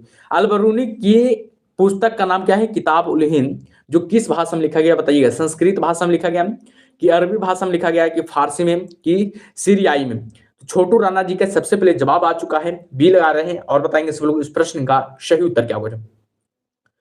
सब लोग क्या करेंगे? जवाब देंगे इस प्रश्न का सही उत्तर क्या होगा। अल बरूनी ने अपनी पुस्तक किताब उल हिंद किस भाषा में लिखी थी? राजू कुमार जी सी बता रहे हैं, संध्या कुमारी जी बी बता रहे हैं, सीमा कुमारी जी बी बता रहे हैं। याद रखिएगा 23 नंबर क्वेश्चन की बात किया जा रहा था, थोड़ा सा आप लोग क्या कीजिएगा? ध्यान दीजिएगा। याद रखिएगा इस प्रश्न का जो सही उत्तर हो जाएगा, याद रखिएगा अरबी भाषा में लिखा गया। किस भाषा में लिखा गया है? याद रखिएगा अरबी भाषा में लिखा गया है। ऑप्शन का देगा यहाँ पर भी बिल्कुल सही उत्तर हो जाएगा। याद रखिएगा किताब उल हिंद किस भाषा में लिखा गया है? याद रखिएगा अरबी भाषा में लिखा गया है। ये आप लोग क्या कीजिएगा? बिल्कुल याद रखिएगा। ये आप लोग क्या कीजिएगा? हमेशा बिल्कुल याद रखिएगा। और बताइएगा अल बरूनी किसके साथ भारत आया था? ये भी पूछा जा सकता है एग्जाम में कि अल बरूनी किसके साथ भारत आया था? बताइएगा अल बरूनी है जो किसके साथ भारत आया था? याद रखिएगा महमूद गजनवी के साथ। किसके साथ? याद रखिएगा महमूद गजनवी के साथ भारत आया था। महमूद गजनवी के साथ भारत आया था। ये आप लोगों को क्या होना चाहिए? पता होना चाहिए। महमूद गजनवी के साथ याद रखिएगा अल बरूनी भारत आया था, ठीक है। ये आप लोग क्या कीजिएगा? बिल्कुल याद रखिएगा। चलिए अगले प्रश्न को चलते हैं। अगला प्रश्न क्या कर रहा है? सब लोग 24 नंबर क्वेश्चन का आप लोग क्या कीजिएगा? जवाब दीजिएगा। बहुत ही आसान क्वेश्चन से, थोड़ा लग रहा है कि आप लोग को बड़ा है। एक क्वेश्चन से लग रहा होगा कि आप बहुत बड़ा है। देखिएगा क्या कह रहा है कि कुतुब मीनार जो दुनिया की क्या है? सबसे ऊंची ईंटों की मीनार है। कुतुब मीनार क्या है? याद रखिएगा दुनिया की सबसे ऊंची ईंटों का मीनार है, ठीक है। इसका निर्माण कब हुआ था? याद रखिएगा 1193 ईस्वी में याद रखिएगा निर्माण हुआ था। दिल्ली सल्तनत के किस संस्थापक के आदेशों के तहत ये किया गया था? बताइएगा। बहुत ही बेहतरीन क्वेश्चन से और एग्जाम ओरिएंटल सब क्वेश्चन से, तो सब लोग क्या करेंगे? जवाब देंगे। बहुत बेहतरीन है बाबू, ठीक है। बहुत आसान क्वेश्चन से जवाब आप लोग दीजिएगा, ठीक। खाली से बढ़िया से क्या कीजिए? पढ़ लीजिए, जवाब अपने आप बन जाएगा, ठीक है। चलिए बताइएगा इस प्रश्न का सही उत्तर क्या होगा। छोटू राणा जी भी बता रहे हैं और बताएंगे सब लोग इस प्रश्न का सही उत्तर क्या होगा। चलिए आदित्य गुप्ता जी भी बता रहे हैं और बताएंगे सब लोग इस प्रश्न का सही उत्तर क्या होगा। 24 नंबर क्वेश्चन का क्या करेंगे? जवाब देंगे। याद रखिएगा 24 नंबर क्वेश्चन का जो सही उत्तर हो जाएगा कुतुबुद्दीन ऐबक हो जाएगा। याद रखिएगा कुतुबुद्दीन का कौन हो जाएगा? याद रखिएगा ऐबक हो जाएगा। ऑप्शन क्या देगा यहाँ पर? बी बिल्कुल सही उत्तर हो जाएगा। ऑप्शन क्या देगा यहाँ पर? बी बिल्कुल सही उत्तर हो जाएगा, ठीक है। याद रखिएगा जो भी ऑप्शन नंबर बी बता रहे हैं उनका बिल्कुल सही उत्तर हो गया। और इसका निर्माण कब किया गया था? याद रखिएगा 1193 ईस्वी में इसका निर्माण किया गया था, ठीक है। इसका निर्माण कब किया गया था? याद रखिएगा 1193 ईस्वी में इसका निर्माण किया गया था। ये आप लोग क्या कीजिएगा? बिल्कुल याद रखिएगा। और एक और आप लोग से पूछा जाता है कि कुतुब मीनार की चौथी और पांचवी मंजिल का निर्माण कब किया गया था? चौथी और पांचवी मंजिल का निर्माण कब किया गया था? बताइएगा। पांचवी मंजिल का निर्माण कब किया गया था? बताइएगा। कुतुब मीनार के चौथी और पांचवी मंजिल का निर्माण कब किया गया था? आप लोग बता दीजिएगा थोड़ा, ठीक है। आप लोग क्या कीजिएगा? बता दीजिएगा। याद रखिएगा 1368 ईस्वी में बाबू, ठीक है। 1368 ईस्वी में याद रखिएगा चौथी और पांचवी मंजिल का क्या किया गया था? निर्माण किया गया था। ये आप लोग क्या कीजिएगा? बिल्कुल याद रखिएगा, ठीक है। ये आप लोग क्या कीजिएगा? बिल्कुल याद रखिएगा। और ये बना है ना, जो कुतुब मीनार बना है, पता है आप किस चीज से बना है? याद रखिएगा मीनार ईंट से बना है, ठीक है। किस ईंट से बना है? याद रखिएगा मीनार ईंट से बना है। इसमें आप लोग को मीनार लाल बलुआ पत्थर का व्यक्ति होता है, ठीक है। याद रखिएगा। इसका ऊंचाई कितना है, याद रखिएगा 72.5 मीटर इसका ऊंचाई है। 72.5 मीटर इसका ऊंचाई है, आप लोग को क्या होना चाहिए, पता होनी चाहिए। 72.5 मीटर इसका क्या है, ऊंचाई है, ठीक है। अगले प्रश्न में चलते हैं। अगला प्रश्न क्या कर रहे हैं सभी लोग, 25 नंबर क्वेश्चन का आप लोग क्या करेंगे, जवाब देंगे। बहुत ही बेहतरीन क्वेश्चन है। क्या कर रहे हैं देखिएगा, शेरशाह सूरी का मकबरा कहाँ स्थित है, बताइएगा। शेरशाह सूरी का मकबरा है जो कहाँ स्थित है, फतेहपुर सीकरी होगा, कि दिल्ली होगा, कि सासाराम होगा, कि आगरा होगा। शेरशाह सूरी का मकबरा है जो कहाँ स्थित है, बताएंगे सभी लोग। 25 नंबर क्वेश्चन का सही उत्तर क्या होगा, बहुत ही बेहतरीन क्वेश्चन है। शेरशाह सूरी का मकबरा है जो कहाँ स्थित है, छोटू राम जी, सासाराम, रोहतास बता रहे हैं। और बताएंगे सभी लोग इस प्रश्न का सही उत्तर क्या होगा। तो याद रखिए शेरशाह सूरी का जो मकबरा है, हमेशा रखिएगा ऑप्शन क्या देगा, सी हो जाएगा, यानी कि सासाराम में स्थित है। कहाँ स्थित है, याद रखिएगा सासाराम में। याद रखिएगा शेरशाह सूरी का मकबरा स्थित है। ये आप लोग क्या कीजिएगा, बिल्कुल याद रखिएगा। शेरशाह सूरी का मृत्यु कब हुआ था, बताइएगा थोड़ा सा आप लोग। शेरशाह सूरी का मृत्यु कब हुआ था, याद रखिएगा 1545 ईस्वी में मृत्यु हो गया था। इनका मृत्यु पता है 1545 ईस्वी में हुआ था, ठीक है। क्यों हुआ था पता है, कालिंजर के घेरे के दौरान हुआ था, ठीक है। गोला इनका यानी कि गोला फटा हुआ था ना, कि जब कालिंजर के घेरा हो रहा था उस टाइम क्या हो गया कि गोला फट गया, ठीक है। गोला फटने के कारण इनका मृत्यु हो गया, ठीक है। शेरशाह सूरी जी का मृत्यु गोला फटने के कारण मृत्यु हुआ था। ये भी आप लोग क्या कीजिएगा, बिल्कुल याद रखिएगा। सासाराम में इनका क्या है, मकबरा है। सासाराम में इनका क्या है, मकबरा है। और किस नदी पर बना है, याद रखिए सोन नदी पर बना है, ठीक है। सोन नदी पर इनका बना है मकबरा। ये भी आप लोग क्या कीजिएगा, बिल्कुल याद रखिएगा। सोन नदी पर बना है ये मकबरा, ये आप लोग क्या कीजिएगा, बिल्कुल याद रखिएगा। चलिए आप लोग से आप थोड़ा सा पूछ लेते हैं, फतेहपुर सीकरी किसकी मकबरा है, बताइएगा। फतेहपुर सीकरी किसका मकबरा है, याद रखिए सलीम चिश्ती का मकबरा है। सलीम चिश्ती का मकबरा कहाँ स्थित है, याद रखिए आप फतेहपुर सीकरी है। ये आप लोग को क्या होना चाहिए, पता होने चाहिए, ठीक है। आगरा किसकी मकबरा है, बताइएगा। आगरा किसकी मकबरा है, याद रखिए शाहजहां की। शाहजहां की मकबरा, जिन्होंने अपना प्यार के चलते ताजमहल का निर्माण कर दिया था, ठीक है। प्यार के चलते याद रखिए ताजमहल का निर्माण कर दिए थे। ये भी आप लोग को क्या होना चाहिए, पता होनी चाहिए, ठीक है। दिल्ली किसका मकबरा है, बताइएगा। दिल्ली किसका मकबरा है, याद रखिएगा हुमायूं का मकबरा है, ठीक है। हुमायूं का मकबरा किसका, यानी कि दिल्ली किसका मकबरा है, याद रखिएगा हुमायूं का मकबरा है। ये आप लोग क्या कीजिएगा, बिल्कुल याद रखिएगा। एक तो और आप लोग से प्रश्न पूछा जा सकता है एग्जाम में, क्योंकि औरंगजेब का मकबरा कहाँ स्थित है। औरंगजेब का मकबरा है जो कहाँ स्थित है, बता दीजिएगा आप लोग, ठीक है। औरंगजेब का मकबरा कहाँ स्थित है, आप लोग क्या कीजिएगा, बता दीजिएगा, ठीक है। औरंगजेब का मकबरा कहाँ स्थित है, याद रखिएगा औरंगजेब का जो मकबरा है, हमेशा रखिएगा कहाँ स्थित है, याद रखिएगा कहाँ है, याद रखिएगा औरंगाबाद में स्थित है। औरंगाबाद में स्थित है, आप लोग को क्या होना चाहिए, पता होना चाहिए। औरंगजेब का मकबरा याद रखिएगा औरंगाबाद में स्थित है। आप लोग से एक और प्रश्न पूछा जा सकता है कि बाबर का मकबरा कहाँ स्थित है। बाबर का मकबरा है जो कहाँ स्थित है, याद रखिएगा बाबर का मकबरा याद रखिएगा काबुल में स्थित है। कहाँ स्थित है, याद रखिएगा काबुल में स्थित है। ये आप लोगों को क्या होना चाहिए, पता होना चाहिए। इतना जितना फैक्ट्स बताएं याद रखिएगा, ये सबको पता होना चाहिए, ठीक है। चलिए अगले प्रश्न में चलते हैं। अगला प्रश्न क्या कर रहा है, सब लोग क्या करेंगे, 26 नंबर क्वेश्चन का आप लोग क्या करेंगे, जवाब देंगे। देखिएगा 26 नंबर क्वेश्चन क्या कर रहा है, अहमद शाह अब्दाली भारत में किस एशियाई देश से आया था, बताइएगा। अहमद शाह अब्दाली भारत में किस एशियाई देश से आया था, तो बताएंगे सब लोग इस प्रश्न का सही उत्तर क्या होगा। सब लोग क्या करेंगे, 26 नंबर क्वेश्चन का जवाब देंगे। इस प्रश्न का सही उत्तर क्या होगा, बहुत ही बेहतरीन क्वेश्चन है। चलिए बताइएगा।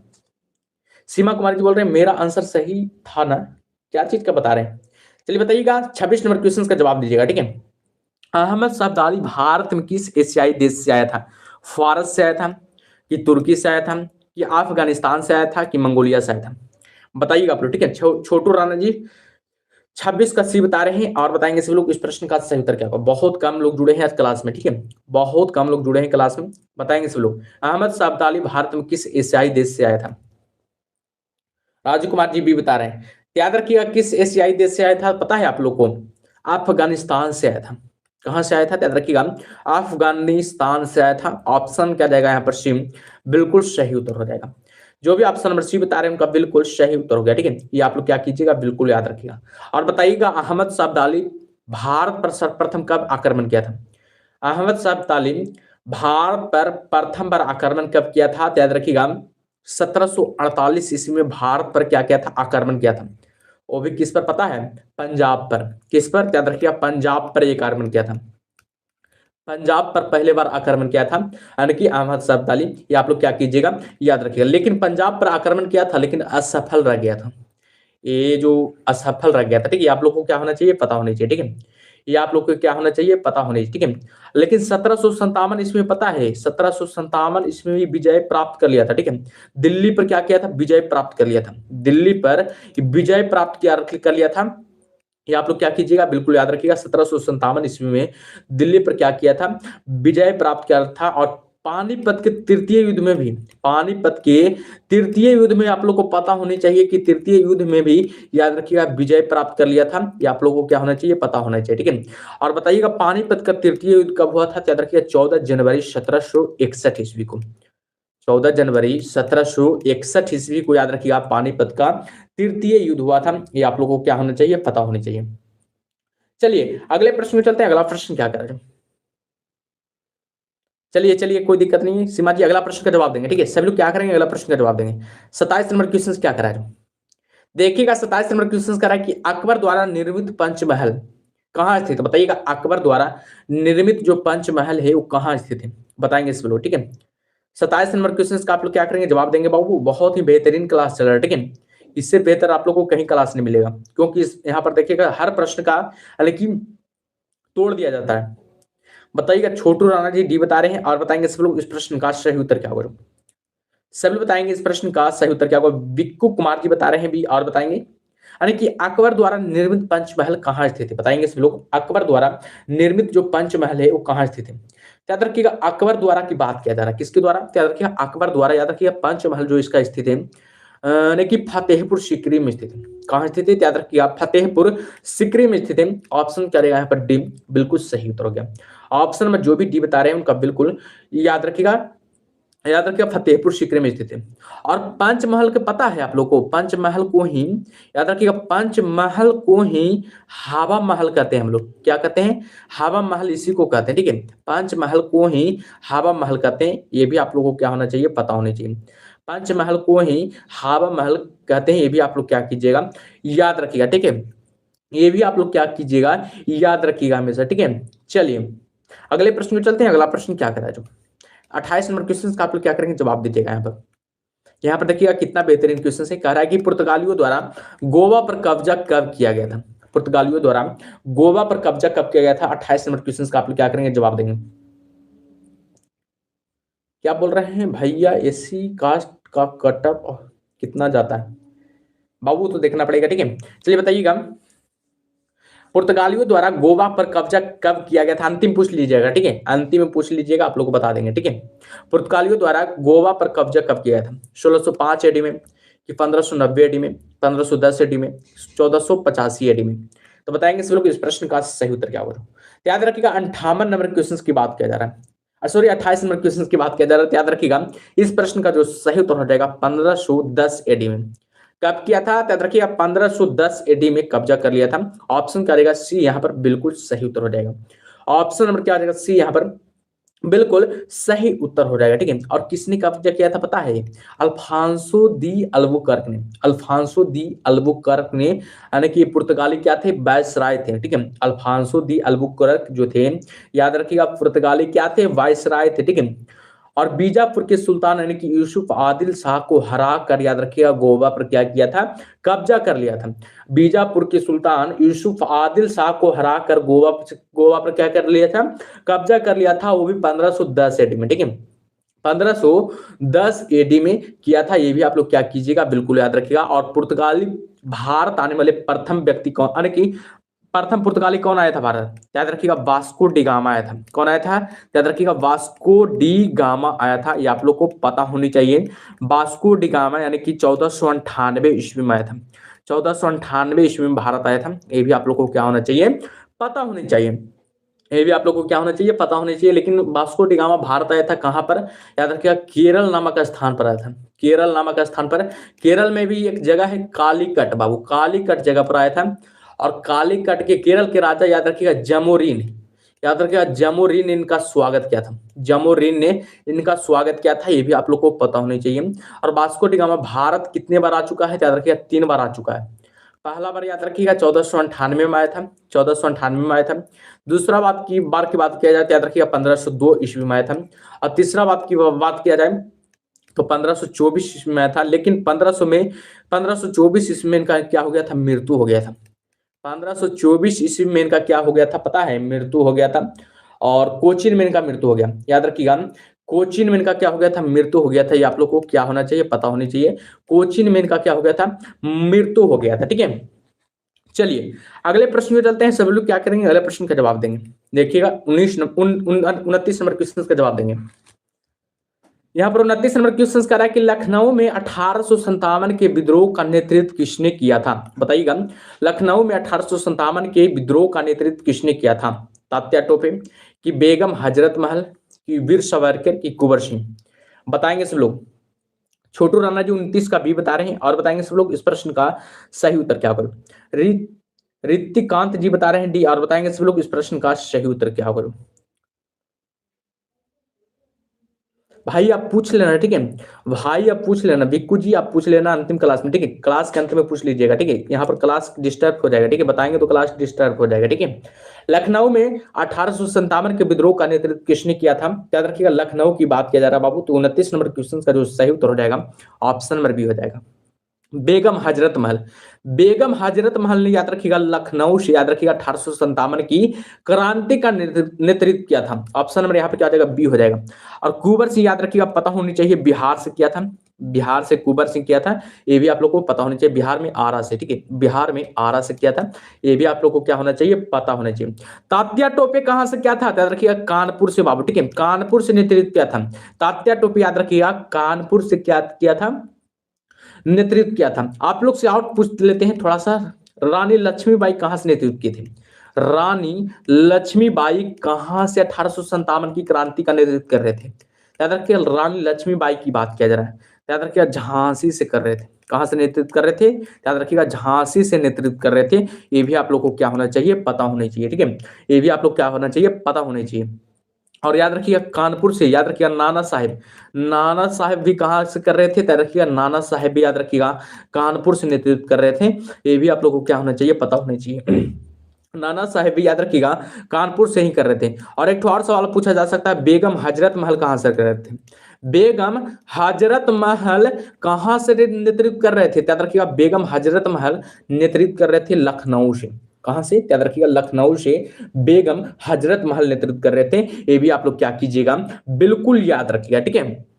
चलिए अगले प्रश्न में चलते हैं। सब लोग क्या करेंगे, अगला प्रश्न का जवाब देंगे। देखिएगा 30 नंबर क्वेश्चन कितना बेहतरीन क्वेश्चन है, क्या करा है थोड़ा सा पढ़िएगा। मुस्लिम लीग की स्थापना किस शहर में हुई थी? बहुत ही बेहतरीन क्वेश्चन है और एग्जाम ओरिएंटल सब क्वेश्चन है, तो सब लोग बताएंगे। चलिए बताइएगा मुस्लिम लीग की स्थापना किस शहर में हुई थी? चलिए बताइएगा। छोटू राणा जी भी बता रहे हैं और बताएंगे, सभी बताएंगे, ठीक है। बिक्कू कुमार जी शी बता रहे हैं, चलिए सभी का जवाब आ रहा है। सुप्रिया शर्मा जी शी बता रहे हैं जो कि लेट क्लास में जुड़े हैं और बताएंगे, सभी बताएंगे इस प्रश्न का सही उत्तर क्या होगा। बहुत ही बेहतरीन क्लास चल रहा है बाबू। सीमा कुमार जी भी बता रहे हैं। याद रखिएगा मुस्लिम लीग की स्थापना की बात किया जा रहा है। पता है मुस्लिम लीग की, पहले आप लोग थोड़ा सा जान लीजिएगा, ये इसका आंसर बता देते हैं कि कहां हुआ था। याद रखिएगा ढाका में हुआ था। ढाका में याद रखिएगा मुस्लिम लीग की स्थापना हुआ था, ये आप लोग को क्या होना चाहिए, पता होनी चाहिए। ढाका में याद रखिएगा मुस्लिम लीग की स्थापना हुआ था। ढाका किसकी राजधानी है? याद रखिएगा बांग्लादेश की राजधानी, बांग्लादेश की राजधानी है, ये भी आप लोग को पता होनी चाहिए। बांग्लादेश की राजधानी ढाका हो जाएगा, ठीक है, ये भी आप लोग को क्या होना चाहिए, पता होनी चाहिए, ठीक है। और बात करें इसकी स्थापना कब किया गया था बाबू, यानी कि मुस्लिम लीग की स्थापना कब किया गया था? याद रखिएगा 30 दिसंबर 1906 ईस्वी को, 1906 ईस्वी को याद रखिएगा मुस्लिम लीग की स्थापना किया गया था बांग्लादेश के ढाका में। बांग्लादेश की राजधानी कहाँ है? ढाका में किया गया था। ये भी आप लोग क्या कीजिएगा, याद रखिएगा। किसके नेतृत्व में किया गया था, ये भी पूछा जा सकता है एग्जाम में, बहुत इंपॉर्टेंट वर्ड है। किसके नेतृत्व में किया गया था? किसके नेतृत्व में किया गया था? याद रखिएगा नवाब सलीमुल्लाह की, याद रखिएगा नवाब सलीमुल्लाह के नेतृत्व में, सलीमुल्लाह के नेतृत्व में किया गया था। ये भी आप लोग क्या कीजिएगा, बिल्कुल याद रखिएगा।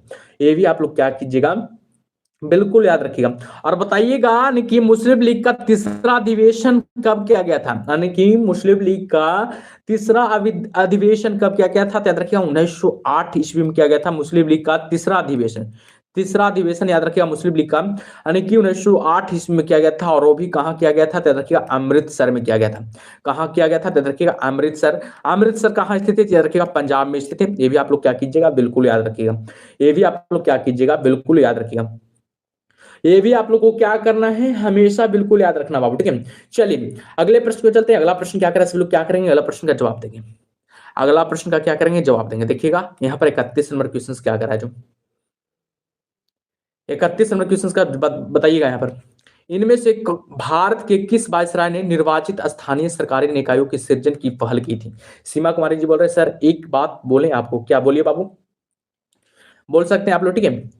इनमें से भारत के किस वायसराय ने निर्वाचित स्थानीय सरकारी निकायों की सृजन की पहल की थी? लॉर्ड रिपन ने, कि लॉर्ड इरविन ने, कि लॉर्ड रीडिंग ने, कि लॉर्ड बाइबल ने? तो बताइएगा इस प्रश्न का सही उत्तर क्या, सही उत्तर क्या होगा? सभी लोग बताएंगे इस प्रश्न का सही उत्तर क्या होगा। और क्लास को बाबू लाइक करेंगे सभी लोग, जो भी क्लास को लाइक नहीं कर रहे हैं लाइक करेंगे, ठीक है। और बताएंगे सभी लोग 31 नंबर क्वेश्चन का सही उत्तर क्या होगा। याद रखिएगा 31 नंबर क्वेश्चन का जो सही उत्तर हो जाएगा, ऑप्शन क्या रहेगा, याद रखिएगा ये हो जाएगा लॉर्ड रिपन हो जाएगा। हमेशा याद रखिएगा लॉर्ड रिपन हो जाएगा। ऑप्शन नंबर जो भी ये बता रहे हैं उनका बिल्कुल सही उत्तर हो गया। ऑप्शन नंबर ये बता रहे हैं उनका बिल्कुल सही उत्तर हो गया। ये भी आप लोग क्या कीजिएगा, बिल्कुल याद रखिएगा। चलिए अगले प्रश्न का जवाब देंगे। देखिएगा यहाँ पर 32 नंबर क्वेश्चन क्या करा है, कितना बेहतरीन क्वेश्चन है। यहाँ पर कह रहे हैं कि खाद्य पदार्थ, वस्त्र जैसे उत्पाद एवं मनोरंजन जैसी सेवाओं को उनके अंतिम उपभोक्ताओं द्वारा खरीदे जाने पर खालिस्तानी कहा जाता है। अंतिम वस्तुएं कहा जाता है, कि पूंजीगत वस्तुएं कहा जाता है, कि उपभोग वस्तुएं कहा जाता है, कि मध्यम वर्गीय वस्तुएं कहा जाता है?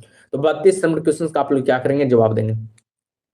सभी लोग क्या करेंगे, 32 नंबर क्वेश्चन का जवाब देंगे। तो याद रखिएगा इसका जो सही उत्तर हो जाएगा उपभोग वस्तुएं कहा जाता है। क्या कहा जाता है, याद रखिएगा उपभोग वस्तुएं कहा जाता है। आप सामने आइए ना, बिल्कुल सामने आएंगे, बट डिजिटल बोर्ड होना चाहिए उसके लिए, ठीक है। डिजिटल बोर्ड होना चाहिए उसके लिए, ठीक है। याद रखिएगा ऑप्शन क्या देगा, सी बिल्कुल सही उत्तर हो जाएगा, जो कि हमारा औकात से बाहर है भी है। डिजिटल बोर्ड याद रखिएगा हमारा औकात से भी क्या है, बाहर है। उसके लिए डिजिटल बोर्ड और कैमरा होनी चाहिए, ठीक है। लगभग सब में 3-4 लाख रुपया लगेगा, 4 लाख, पता होनी चाहिए 4 लाख रुपए लगेगा, तब होगा, सामने आएंगे आप लोग। चलिए 33 नंबर क्वेश्चन का आप लोग क्या करेंगे, जवाब देंगे। देखिएगा 33 नंबर क्वेश्चन क्या करा है, जो यहाँ पर कह रहा है कि भारत में सूखा प्रबंधन क्षेत्र कार्यक्रम किस पंचवर्षीय योजना अवधि के दौरान शुरू किया गया था? बताइएगा भारत में सूखा प्रबंधन क्षेत्र कार्यक्रम किस पंचवर्षीय योजना अवधि के दौरान शुरू किया गया था? तो बताएंगे इस प्रश्न का सही उत्तर क्या होगा। सभी बताएंगे इस प्रश्न का सही उत्तर क्या होगा। बहुत ही बेहतरीन क्वेश्चन से और एग्जाम ओरिएंटल ऐसे क्वेश्चन से, तो सभी लोग क्या करेंगे, जवाब देंगे, ठीक है। तो छोटू राणा जी बता रहे हैं 33 ऑप्शन दे रहे हैं, नीचे नीचे क्या करें, ऑप्शन दे रहे हैं, ठीक है। तो बताएंगे सब लोग इस प्रश्न का सही उत्तर क्या होगा। सभी लोग बताएंगे इस प्रश्न का सही उत्तर क्या होगा। तो याद रखिएगा, बिल्कुल याद रखिएगा चौथी पंचवर्षीय योजना में, ठीक है। कहीं भी पंचवर्षीय योजना में याद रखिएगा, चौथी पंचवर्षीय योजना में याद रखिएगा भारत में सूखा प्रबंधन क्षेत्र कार्यक्रम शुरू किया गया था। ऑप्शन करेगा बी हमारा बिल्कुल सही उत्तर हो जाएगा। लेकिन थोड़ा सा आप लोग जान लीजिएगा कि चौथी पंचवर्षीय कब हुआ था, तो याद रखिएगा 1973 से 74 ईस्वी में, ठीक है। 1973 से 74 ईस्वी में याद रखिएगा चौथी पंचवर्षीय योजना हुआ था। ये भी आप लोग क्या कीजिएगा, बिल्कुल याद रखिएगा, ठीक है। आप लोग को पता होना चाहिए कि गरीबी हटाओ का नारा दिया गया था। बताइएगा गरीबी हटाओ का नारा दिया गया था, बताइएगा गरीबी हटाओ का नारा किसके द्वारा दिया गया था? आप लोग थोड़ा सा जवाब दीजिएगा कि गरीबी हटाओ का नारा किसके द्वारा दिया गया था, आप लोग बता दीजिएगा थोड़ा सा। सब लोग बताएंगे अरे कि गरीबी हटाओ का नारा किसके द्वारा दिया गया था। तो याद रखिएगा गरीबी हटाओ का नारा की बात किया जा रहा है बाबू, तो याद रखिएगा गरीबी हटाओ का नारा याद रखिएगा इंदिरा गांधी के द्वारा दिया गया था। इंदिरा गांधी जी के द्वारा दिया गया था, ये आप लोग को पता होनी चाहिए। इंदिरा गांधी जी के द्वारा यानी कि गरीबी हटाओ का नारा दिया गया था। कब दिया गया था, तो याद रखिएगा 1971 ईस्वी में। 1971 ईस्वी में याद रखिएगा गरीबी हटाओ का नारा दिया गया था। ये आप लोग क्या कीजिएगा, बिल्कुल याद रखिएगा। ये आप लोग क्या कीजिएगा, बिल्कुल याद रखिएगा, ठीक है। चलिए अगले प्रश्न में चलते हैं। सभी लोग अगले प्रश्न का क्या करेंगे, जवाब देंगे। सभी लोग क्या करेंगे बाबू, अगला प्रश्न का जवाब देंगे। देखिएगा 34 नंबर क्वेश्चन क्या करा है जो यहाँ पर, देखिएगा 34 नंबर कितना बेहतरीन क्वेश्चन है, बताएंगे आप लोग। भारत में निम्न में से कौन सा संगठन संगठन धन की आपूर्ति की निगरानी करता है। भारत में निम्न में से कौन सा संगठन है जो धन की आपूर्ति की क्या करता है, निगरानी करता है। चलिए बताइएगा इस प्रश्न का सही उत्तर क्या होगा। छोटू राणा जी 34 का डी बता रहे हैं, सजनी कुमारी जी डी बता रहे हैं। चलिए बताएंगे सभी लोग इस प्रश्न का सही उत्तर क्या होगा। सेशन को भी लाइक करेंगे बाबू, और चैनल को जो भी सब्सक्राइब नहीं किए सब्सक्राइब करेंगे। रमेश कुमार जी बहुत लेट जुड़े हैं, आप बताएंगे 34 नंबर क्वेश्चन का सही उत्तर क्या होगा। विक्यू कुमार जी डी बता रहे हैं। तो 34 नंबर क्वेश्चन की बात किया जा रहा है बाबू, थोड़ा सा आप लोग क्या कीजिएगा, ध्यान दीजिएगा और बेहतरीन तरीका से आप लोग को क्या करना है, ध्यान देना है। याद रखिएगा भारतीय रिजर्व बैंक के द्वारा, किसके द्वारा, याद रखिएगा भारतीय रिजर्व बैंक के द्वारा, याद रखिएगा कि धन की आपूर्ति की निगरानी करता है। ऑप्शन क्या देगा, ऑप्शन नंबर डी यहाँ पर बिल्कुल सही उत्तर हो जाएगा। तो आप लोग को ये तो हक बनता है कि आरबीआई के बारे में थोड़ा सा बता दीजिए। इसको आरबीआई कहा जाता है कि भारतीय रिजर्व बैंक को आरबीआई कहा जाता है। इसके बारे में थोड़ा सा आप लोग को क्या करना है, थोड़ा सा जानना है, क्योंकि एग्जाम में पूछा जाता है सवाल, इसलिए आप लोग को क्या करें, आप लोग को बता रहे हैं। ये देखिएगा आरबीआई की स्थापना कब किया गया था, ये भी पूछा जा सकता है एग्जाम में। आरबीआई की स्थापना कब किया गया था, आप लोग क्या कीजिएगा, थोड़ा सा बता दीजिएगा। आरबीआई की स्थापना कब किया गया था, याद रखिएगा 1 अप्रैल याद रखिएगा 1 अप्रैल 1935 को, याद रखिएगा आरबीआई की स्थापना किया गया था। क्या आप लोग को पता चल गया। और ये भी पूछा जा सकता है कि किस अधिनियम के द्वारा किया गया था, किस अधिनियम के द्वारा किया गया था, ये भी पूछा जा सकता है आप लोग से। याद रखिएगा बैंकिंग अधिनियम, बैंकिंग विनिमय अधिनियम द्वारा, बैंकिंग विनिमय, याद रखिएगा बैंकिंग विनिमय अधिनियम के द्वारा किया गया था, अधिनियम के द्वारा किया गया था। ये बैंकिंग विनिमय अधिनियम जो आया था, याद रखिएगा 1934 में आया था। शुरुआती में पता है आरबीआई को ना शुरुआती में कितना रुपया दिया गया था, बताइएगा कितना धनराशि दिया गया था शुरुआती में। आरबीआई को शुरुआती में कितना धनराशि दिया गया था, याद रखिएगा 5 करोड़ रुपया दिया गया था इनको। इनकी शुरुआती में याद रखिएगा 5 करोड़ ही रुपया दिया गया था। ये आप लोग क्या कीजिएगा, बिल्कुल याद रखिएगा। लेकिन एक और सवाल आप लोग से बन सकता है यहाँ पर एग्जाम में कि इनका राष्ट्रीयकरण कब किया गया था, यानी कि राष्ट्रीयकरण कब किया गया था, कि आरबीआई का राष्ट्रीयकरण कब किया गया था, ये भी पूछा जा सकता है एग्जाम में कि राष्ट्रीयकरण कब किया गया था। यानी कि राष्ट्रीयकरण की बात किया जा रहा है, याद रखिएगा 1 जनवरी 1949 को, 1 जनवरी 1949 को याद रखिएगा, यानी कि आरबीआई का राष्ट्रीयकरण किया गया था। ये आप लोगों को क्या होना चाहिए, पता होनी चाहिए। 1 जनवरी 1949 को याद रखिएगा आरबीआई का राष्ट्रीयकरण किया गया था। ये आप लोगों को क्या होना चाहिए, पता होनी चाहिए, ठीक है। चलिए अगले प्रश्न में चलते हैं। अगला प्रश्न क्या करेंगे, जवाब देंगे। यहाँ पर देखिएगा 35 नंबर क्वेश्चन, कितना बेहतरीन क्वेश्चन है, आप लोग देख सकते हैं। क्या करा है, करा कि भारत में वस्तु एवं सेवा कर, यानी जिसको हम क्या कहते हैं, जीएसटी कहते हैं, के अधीन आने वाली 4 कर दरें कौन सी, बताइएगा। भारत में वस्तु एवं सेवा कर के अधीन आने वाली 4 दरें कौन सी है। तो छोटू राणा जी का जवाब आ चुका है, बी बता रहे हैं, और बताएंगे सब लोग इस प्रश्न का सही उत्तर क्या होगा। तो सब लोग क्या करेंगे, जवाब देंगे। सजनी कुमारी जी भी बता रहे हैं। तो याद रखिएगा 35 नंबर क्वेश्चन की बात किया जा रहा है, तो याद रखिएगा ऑप्शन नंबर बी हो जाएगा 5% हो जाएगा, 12% हो जाएगा, 18% हो जाएगा और 28% हो जाएगा। ऑप्शन क्या रहेगा यहाँ पर, बी बिल्कुल सही उत्तर हो जाएगा। जो भी ऑप्शन नंबर बी बता रहे हैं उनका बिल्कुल सही उत्तर हो गया। जो भी ऑप्शन नंबर बी बता रहे हैं उनका बिल्कुल सही उत्तर हो गया, ठीक है। और बताइएगा जीएसटी का शुरुआत कब किया गया था, बताइएगा जीएसटी का शुरुआत कब किया गया था, आप लोग बता दीजिएगा। जीएसटी का शुरुआत कब किया गया था, आप लोग क्या कीजिएगा, कमेंट बॉक्स में बताइएगा थोड़ा सा। जीएसटी का शुरुआत कब किया गया था, आप लोग क्या कीजिएगा, कमेंट बॉक्स में बता दीजिएगा। सब बताएंगे जीएसटी का शुरुआत कब किया गया था। सब लोग क्या करेंगे, कमेंट बॉक्स में बताएंगे। चलिए अगले प्रश्न में बढ़ते हैं। सब लोग क्या करेंगे, अगला प्रश्न का जवाब देंगे। यहाँ पर 36 नंबर क्वेश्चन क्या करा जो, बिल्कुल बिल्कुल छोटू राणा जी सही जवाब दे रहे हैं। याद रखिएगा 1 जुलाई 2017 ईस्वी को जीएसटी का शुरुआत किया गया था, ठीक है। ये आप लोग क्या कीजिएगा, बिल्कुल याद रखिएगा। आगे देखिएगा 36 नंबर क्वेश्चन क्या करा है, केंद्र सरकार ने किस क्षेत्र के लिए संपदा योजना शुरू किया था, बताइएगा। केंद्र सरकार ने किस क्षेत्र के लिए संपदा योजना शुरू किया गया था, 1 जुलाई 2017 होगा, बिल्कुल बताएं सही छोटू राणा जी। चलिए केंद्र सरकार ने किस क्षेत्र के लिए संपदा योजना शुरू किया गया था, यानी कि खाद्य प्रसंस्करण के लिए, कि बालिका के लिए, कि स्वास्थ्य के लिए, कि महिला सशक्तिकरण के लिए। तो रितिका तो जी डी बता रहे हैं, छोटू राणा जी ए बता रहे हैं, सजनी कुमारी जी डी बता रहे हैं, और बताएंगे सब लोग इस प्रश्न का सही उत्तर क्या करूं। याद रखिएगा, बिल्कुल याद रखिएगा, खाद्य प्रसंस्करण के लिए, किसके लिए याद रखिएगा, संपदा योजना, याद रखिएगा खाद्य प्रसंस्करण के लिए शुरू किया गया था। ऑप्शन क्या देगा यहाँ पर, ए बिल्कुल सही उत्तर हो जाएगा। और बताइएगा संपदा योजना कब शुरू किया गया था, संपदा योजना कब शुरू किया गया था, याद रखिएगा 2017 ईस्वी में शुरू किया गया था। किसके द्वारा शुरू किया गया था, याद रखिएगा किसके द्वारा शुरू किया गया था, प्रधानमंत्री के द्वारा, प्रधानमंत्री के द्वारा शुरू किया गया था। प्रधानमंत्री में भी कौन थे, याद रखिएगा नरेंद्र मोदी थे। कौन थे, याद रखिएगा नरेंद्र मोदी थे। ठीक है, ये भी आप लोगों को क्या होना चाहिए, पता होनी चाहिए। चलिए अगले प्रश्न में चलते हैं। अगला प्रश्न क्या करा जो देखिएगा, 37 नंबर क्वेश्चन क्या करा, बहुत ही बेहतरीन क्वेश्चन से सब है। क्या करा कि जवाहर रोजगार योजना का प्रारंभ कब हुआ था, बताइएगा जवाहर रोजगार योजना का प्रारंभ कब हुआ था, 1 अप्रैल 1977 में, कि 1 अप्रैल 1998 में, कि 1 अप्रैल 2012 में, कि 1 अप्रैल 1989 में। तो बताएंगे सब लोग, रितिकांत जी बता रहे हैं भी, और बताएंगे सब लोग क्या करेंगे, कमेंट बॉक्स में छाप देंगे। अगर आता है तो छाप दीजिए, ठीक है, और नहीं भी आता तो क्या कीजिएगा, गलत सलत दीजिए, क्योंकि सेट में आप लोग ऐसे छोड़ नहीं देते हैं, एग्जाम में ऐसे छोड़ नहीं देते हैं, क्वेश्चन छोड़ के आते हैं, नहीं छोड़ के आते हैं। उसी प्रकार के कीजिए, गलत भी आता है गलत भी दीजिए, लेकिन दीजिए। सजनी कुमारी जी डी बता रहे हैं, सीमा कुमारी जी डी बता रहे हैं।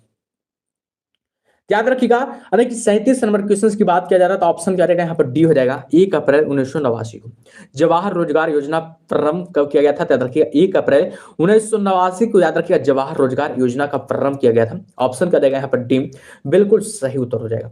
जो भी ऑप्शन नंबर डी बता रहे हैं उनका बिल्कुल सही उत्तर हो गया। ठीक है, ये आप लोग क्या कीजिएगा, हमेशा बिल्कुल याद रखिएगा। ठीक है, चलिए अगले प्रश्न में चलते हैं। अगला प्रश्न क्या करा, सब लोग बताएंगे 38 नंबर क्वेश्चन का सही उत्तर क्या होगा। यहाँ पर देखिएगा क्या करा, प्रधानमंत्री के नरेंद्र मोदी द्वारा नमामि गंगे परियोजना कब शुरू की गई थी। बहुत बार एग्जाम में पूछा गया सवाल होगा, ठीक है, तो आप लोग क्या करेंगे, ध्यान देंगे, बहुत बार एग्जाम में आ चुका है कि प्रधानमंत्री नरेंद्र मोदी द्वारा नमामि गंगे परियोजना कब शुरू किया गया था, जून 2015 में, कि जुलाई 2014 में, कि जुलाई 2015 में, जून 2014 में। तो बताएंगे 38 नंबर क्वेश्चन का सही उत्तर क्या करूं, सभी लोग बताएंगे इस प्रश्न का सही उत्तर क्या करूं। चलिए बताइएगा इस प्रश्न का सही उत्तर क्या होगा, बहुत ही बेहतरीन क्वेश्चन से। ठीक है, याद रखिएगा नमामि गंगे की बात किया जा रहा है तो बिल्कुल याद रखिएगा 2000 का हो जाएगा। छोटू राणा जी बता रहे हैं, तो याद रखिएगा हमेशा 38 नंबर क्वेश्चन का जो सही उत्तर हो जाएगा 2014 में बाबू। ठीक है, जुलाई 2014 हो जाएगा, 15 नहीं होगा। याद रखिएगा जुलाई 2014 में नमामि गंगे का शुरुआत किया गया था। ऑप्शन क्या रहेगा, बी बिल्कुल सही उत्तर हो जाएगा।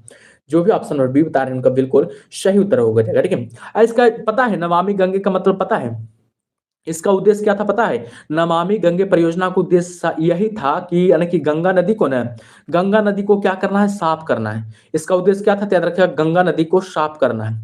इसका उद्देश्य क्या था, याद रखिएगा गंगा नदी को क्या करना है, सफाई करना है, सफाई करना है। और सफाई किया भी गया था, लेकिन खर्च कितना लगा था बताइएगा, यानी कि इसको यानी कि सफाई करने में खर्च कितना लगा था, आप लोग बताइएगा खर्च कितना लगा था। याद रखिएगा 20,000 करोड़ लगा था, 20,000 करोड़ लगा था खर्च सिर्फ खाली। ठीक है, ये आप लोगों को क्या होना चाहिए, पता होना चाहिए, ये आप लोगों को क्या होना चाहिए, पता होना चाहिए। ठीक है, ये आप लोगों को क्या होना चाहिए, पता होना चाहिए। ठीक है, चलिए अगले प्रश्न को चलते हैं। अगला प्रश्न क्या करा है, सब लोग क्या करेंगे, अगला प्रश्न का जवाब देंगे। देखिएगा 39 नंबर क्वेश्चन क्या करा है, यहाँ पर करा है कि पूर्ण कुंभ मेला कितने वर्षों में एक बार आयोजित किया जाता है।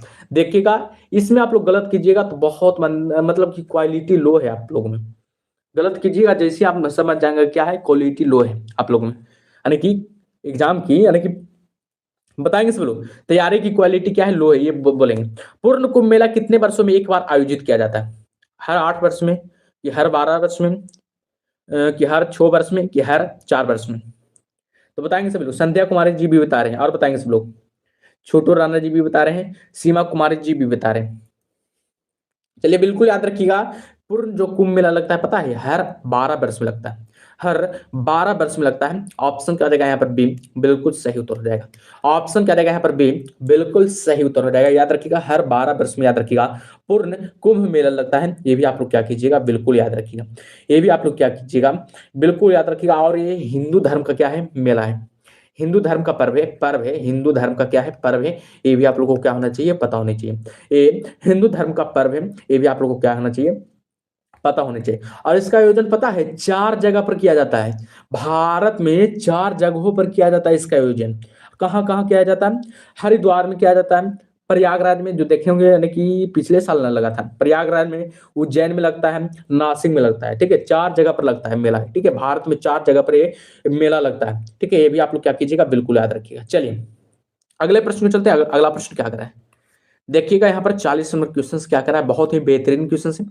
यहाँ पर देखिएगा क्या करा कि भरतनाट्यम की उत्पत्ति किस राज्य में हुई थी?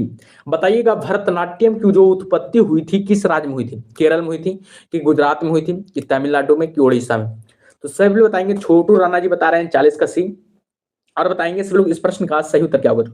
सब लोग क्या करेंगे, जवाब देंगे इस प्रश्न का सही उत्तर क्या होगा। जो भी न्यू स्टूडेंट है क्या कर लेंगे, चैनल को सब्सक्राइब कर लेंगे, और क्या करेंगे, लाइक भी कर देंगे वीडियो को। ठीक है, सीमा कुमारी जी सी बता रहे, संध्या कुमारी जी सी बता रहे हैं।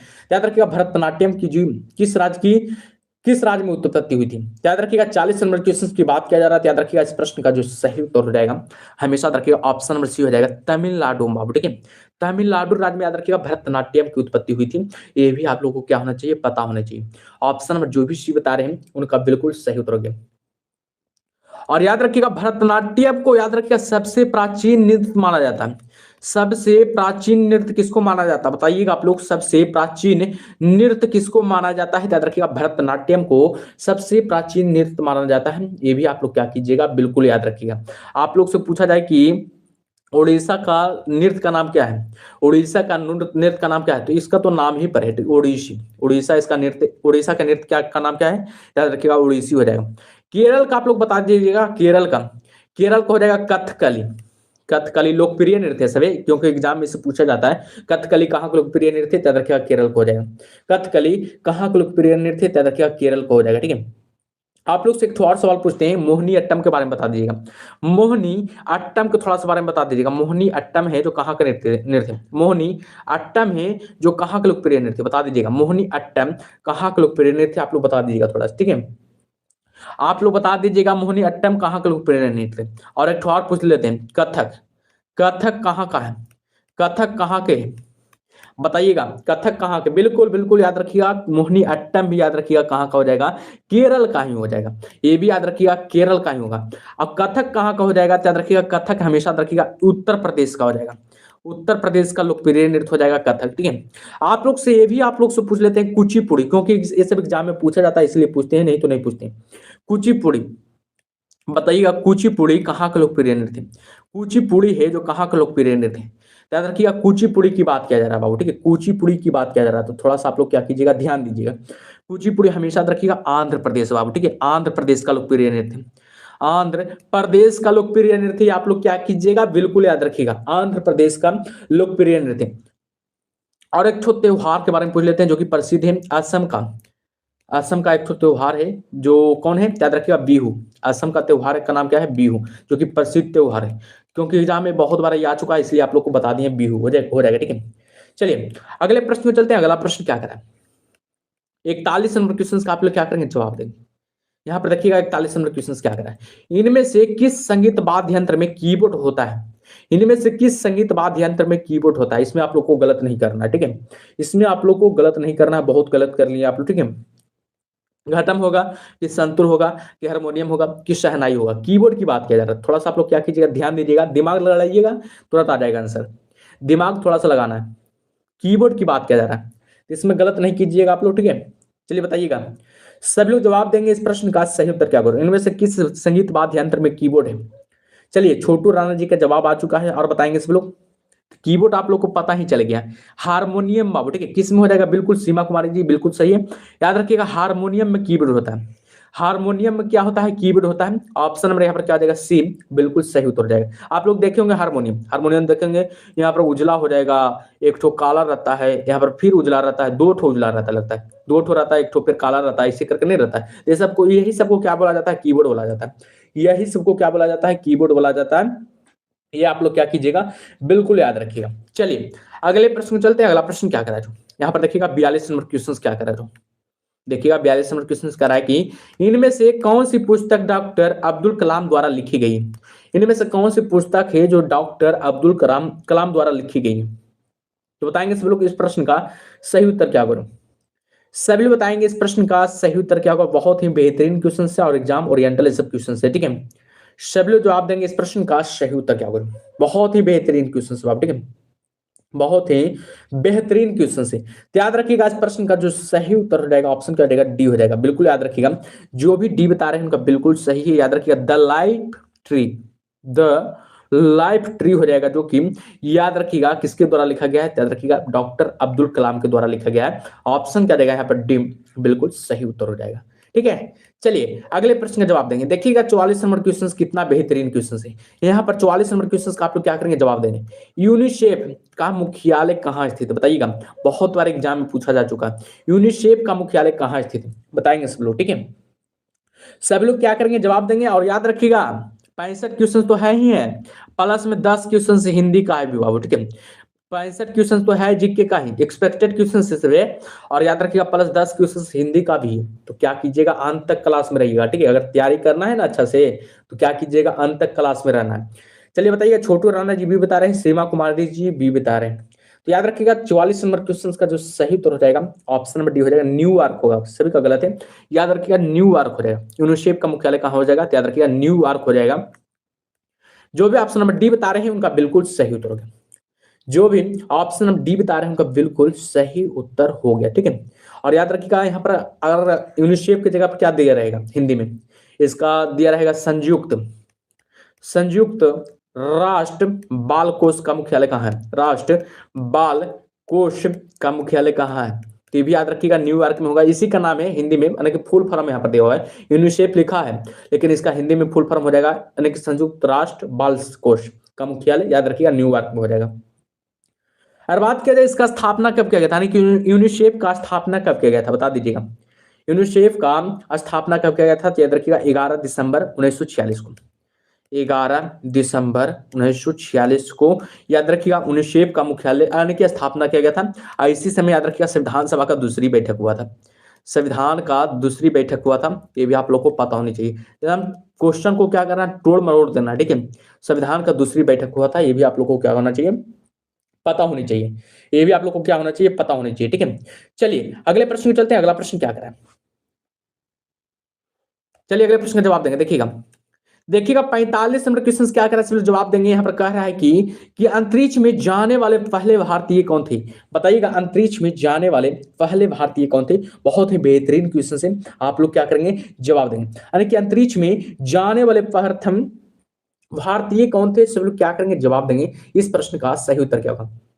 बाबू गलत बता रहे हैं आप, गलत। यूनेस्को पेरिस में नहीं होगा, अमेरिका के, याद रखिएगा अमेरिका के एक तो शहर है न्यूयॉर्क शहर में, ठीक है। अमेरिका के न्यूयॉर्क शहर में, याद रखिएगा। पेरिस में कहा हो जाएगा। अंतरिक्ष में जाने वाले पहले भारतीय कौन थे, गलत कर रहे हैं आप भी, बताइएगा। अंतरिक्ष में जाने वाले पहले भारतीय कौन थे, याद रखिएगा कौन थे, याद रखिएगा राकेश शर्मा हो जाएगा। कौन हो जाएगा, याद रखिएगा राकेश शर्मा हो जाएगा। ऑप्शन क्या रहेगा यहाँ पर, सी बिल्कुल सही उत्तर हो जाएगा।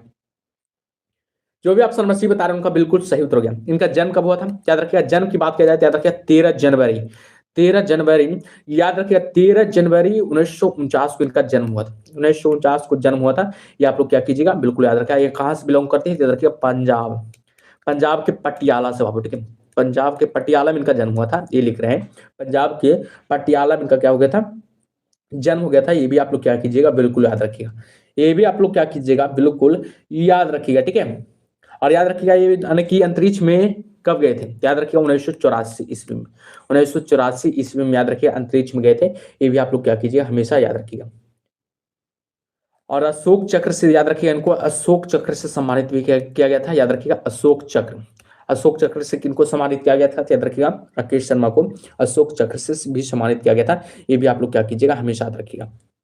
चलिए अगले प्रश्न में चलते हैं। अगला प्रश्न क्या करा है, चलिए बताइएगा। यहाँ पर फुल फॉर्म है, क्या करा है, देखिए करा कि रॉ का पूरा अर्थ क्या है, रॉ का पूरा अर्थ क्या है, यानी कि फुल फॉर्म पूछ रहा है, ठीक है। तो बताएंगे रॉ का पूरा अर्थ क्या है, बहुत इंपॉर्टेंट क्वेश्चन है। सभी बताएंगे रॉ का पूरा अर्थ क्या है। चलिए बताइएगा इस प्रश्न का सही उत्तर क्या होगा। फुल फॉर्म पूछ रहा है, ठीक है। आप लोग यहाँ पर अंदाजा लगाकर भी दे सकते हैं जवाब। चलिए बताइएगा इस प्रश्न का सही उत्तर क्या होगा, रॉ का फुल फॉर्म क्या है। याद रखिएगा रॉ का जो फुल फॉर्म हमेशा याद रखिएगा ऑप्शन क्या रहेगा बी हो जाएगा। याद रखिएगा ऑप्शन क्या रहेगा यहाँ पर बी हो जाएगा। रिसर्च एंड एनालिसिस विंग हो जाएगा। रिसर्च एंड एनालिसिस क्या हो जाएगा विंग हो जाएगा। ऑप्शन क्या रहेगा यहाँ पर बी बिल्कुल सही उत्तर हो जाएगा। ऑप्शन क्या रहेगा यहाँ पर बी बिल्कुल सही उत्तर हो जाएगा। और बात किया जाए इसकी स्थापना कब किया था, यानी कि रॉ की याद रखिएगा स्थापना किया गया था हमेशा याद रखिएगा 21 सितंबर 1968 हो जाएगा। यानी कि 21 सितंबर 1968 को इसकी स्थापना किया गया था। ये पता है रॉ एक प्रकार का क्या है खुफिया एजेंसी है, ठीक है। खुफिया क्या है भारत की एक प्रमुख खुफिया क्या है एजेंसी है, ठीक है। ये आप लोग क्या कीजिएगा बिल्कुल याद रखिएगा। और रॉ का मुख्यालय पता है कहाँ है, रॉ का मुख्यालय नई दिल्ली में। रॉ का मुख्यालय है जो कहाँ स्थित है याद रखिएगा नई दिल्ली में स्थित है। ये भी आप लोग क्या कीजिएगा बिल्कुल याद रखिएगा नई दिल्ली में इसका मुख्यालय है। नई दिल्ली में इसका क्या है मुख्यालय है, ये भी आप लोग क्या कीजिएगा बिल्कुल याद रखिएगा। और रॉ के प्रथम वर्तमान अध्यक्ष कौन है याद रखिएगा रवि सिन्हा। रवि सिन्हा याद रखिएगा रॉ के प्रथम यानी कि अध्यक्ष है। ये भी आप लोग को क्या होना चाहिए पता होनी चाहिए। चलिए अगले प्रश्न में चलते हैं। अगला प्रश्न क्या कर रहा है जो 47 नंबर क्वेश्चन का जवाब दीजिएगा। देखिएगा बाबू कंप्यूटर का 4 क्वेश्चन थे, 4 क्वेश्चन उठा लिए कंप्यूटर का, क्योंकि बिहार पुलिस के एग्जाम में कंप्यूटर का भी 1-2 क्वेश्चन देखने का मिलता है इसलिए उठा लिए, ठीक है। फिर आएगा साइंस का। देखिएगा निम्नलिखित में से कौन सा कंप्यूटर की सेंट्रल प्रोसेसिंग यूनिट का एक भाग है। बताइएगा निम्नलिखित में से कौन सा कंप्यूटर की सेंट्रल प्रोसेसिंग यूनिट का एक भाग है, तो बताएंगे। याद रखिएगा सेंट्रल प्रोसेसिंग यूनिट का भाग यानी कि सीपीयू बाबू, जिसको इंग्लिश में क्या कहते हैं शॉर्ट में सीपीयू, सेंट्रल प्रोसेसिंग यूनिट यानी कि इसको फुल फॉर्म होता है, ठीक है। याद रखिएगा हमेशा इसका जो सही उत्तर हो जाएगा मेमोरी रजिस्टर हो जाएगा। मेमोरी रजिस्टर हो जाएगा जो कि क्या हो जाएगा यानी कि कंप्यूटर सेंट्रल का यानी कि भाग हो जाएगा, यानी कि सीपीयू का भाग हो जाएगा कौन तरह रखिएगा मेमोरी यानी कि रजिस्टर हो जाएगा, ठीक है। चलिए अगले प्रश्न में चलते हैं। अगला प्रश्न क्या करा सब लोग 48 नंबर क्वेश्चन का जवाब देंगे, बस 4 क्वेश्चन से फिर साइंस का क्वेश्चन आ जाएगा। देखिएगा एक कंप्यूटर स्क्रीन का सबसे छोटा प्रकाशीय क्षेत्र क्या है, लेयर होगा कि एंगल होगा कि पिक्सल होगा कि कैनवास होगा। क्योंकि इसलिए उठा लिए हैं क्योंकि बिहार पुलिस के एग्जाम में चाहे मध्य निषेध के एग्जाम में पूछा जाता है इसलिए उठा लिए, ठीक है। 1-2 क्वेश्चन पूछा जाता है और पूछ दिया जाता है, आप लोग बताते नहीं है, आंसर देते ही नहीं है। तो याद रखिएगा 48 नंबर क्वेश्चन का जो सही उत्तर हो जाएगा ऑप्शन क्या हो जाएगा सी हो जाएगा पिक्सल हो जाएगा, ठीक है। 15 क्लास चलेगा एक्सपेक्टेड क्वेश्चन का, याद रखिएगा 15 क्लास चलेगा। ये आज पहली क्लास है, आज पहली क्लास है, ठीक है। बहुत ही बेहतरीन तरीका से तैयारी हो जाएगा, ठीक है। चलिए 49 नंबर क्वेश्चन का आप लोग क्या करेंगे जवाब देंगे। देखिएगा नेटवर्क में संक्षिप्त संदेश जो एक स्टेशन से दूसरी स्टेशन को जाता है क्या कहलाता है। 49 नंबर क्वेश्चन का जवाब देंगे। हमेशा याद रखिएगा टोकन कहलाता है। क्या कहलाता है बाबू, टोकन कहलाता है। क्या कहलाता है, रखिएगा टोकन कहलाता है। ऑप्शन करेगा यहाँ पर ए बिल्कुल सही उत्तर हो जाएगा। देखिएगा 50 नंबर क्वेश्चन, यहाँ पर 50 नंबर क्वेश्चन क्या करा है, किस तरह की फाइल में पीएनजी एक्सटेंशन होता है, किस तरह की फाइल में पीएनजी एक्सटेंशन होता है, बताएंगे सब लोग। याद रखिएगा इमेज फाइल में, ठीक है, इमेज फाइल में याद रखिएगा पीएनजी क्या होता है एक्सटेंशन होता है। ऑप्शन क्या रहेगा यहाँ पर ए बिल्कुल सही उत्तर हो जाएगा। देखिएगा अब आ गया बाबू, याद रखिएगा साइंस का क्वेश्चन, साइंस का क्वेश्चन भी आ गया, ठीक है। क्योंकि याद रखिएगा एग्जाम में साइंस का क्वेश्चन बिहार पुलिस के एग्जाम में याद रखिएगा 25 से 30 क्वेश्चन पूछा जाता है साइंस का। 25 से 30 क्वेश्चन से याद रखिएगा साइंस का स्पेशल रहता है, ठीक है। इसलिए साइंस का क्वेश्चन भी क्या करना है लगाना है, यानी कि 15 क्वेश्चन क्या किए हैं, प्रत्येक क्लास में 15 क्वेश्चन क्या रहेगा साइंस का रहेगा, ठीक है। प्रत्येक क्लास में 15 क्वेश्चन क्या रहेगा साइंस करेगा, ठीक है। तो पहला क्लास का क्या कीजिएगा जवाब दीजिएगा। यहाँ पर देखिएगा निम्न में से कौन सा विकल्प टेस्ला नामक एसआई व्युत्पन्न इकाई में मापा जाता है। निम्न में से कौन सा विकल्प है जो टेस्ला नामक एसआई व्युत्पन्न इकाई में मापा जाता है, तो बताएंगे सब लोग 51 नंबर क्वेश्चन का सही उत्तर क्या होगा। सभी लोग क्या करेंगे जवाब देंगे इस प्रश्न का सही उत्तर क्या होगा। बहुत ही बेहतरीन क्वेश्चन है, ठीक है, साइंस का। अब देखेंगे 2025 के एग्जाम में बहुत साइंस एकदम हार्ड था, बिहार पुलिस में साइंस बहुत हार्ड था, ठीक है। याद रखिएगा ऑप्शन क्या रहेगा यहाँ पर बी हो रहेगा। जो भी बी बता रहे हैं उनका बिल्कुल सही उत्तर गया। याद रखिएगा चुंबकीय अविभाव घनत्व हो जाएगा, चुंबकीय क्या हो जाएगा अविभाव घनत्व हो जाएगा। ऑप्शन करेगा यहाँ पर बी बिल्कुल सही उत्तर हो जाएगा, ठीक है। चलिए बिल्कुल सही है, बिल्कुल सही है सभी का। चलिए अगले प्रश्न का जवाब देंगे। देखिएगा 52 नंबर क्वेश्चन क्या करा यहाँ पर 52 नंबर क्वेश्चन करा कि पानी के अंदर ध्वनिक संकेतों का पता लगाने के लिए खालिस्तानी का उपयोग किया जाता है। पानी के अंदर ध्वनिक संकेतों का पता लगाने का किसका उपयोग करते हैं, चलिए बताइएगा। सब लोग क्या करेंगे जवाब देंगे इस प्रश्न का सही उत्तर क्या होगा। बहुत ही बेहतरीन क्वेश्चन है, ठीक है। तो 52 का डी बता रहे हैं छोटू राणा जी, और बताएंगे मुकेश कुमार जी भी बता रहे हैं। तो 52 नंबर क्वेश्चन का जो सही उत्तर हो जाएगा ऑप्शन नंबर डी, हाइड्रोफोन का उपयोग करते हैं बाबू, ठीक है।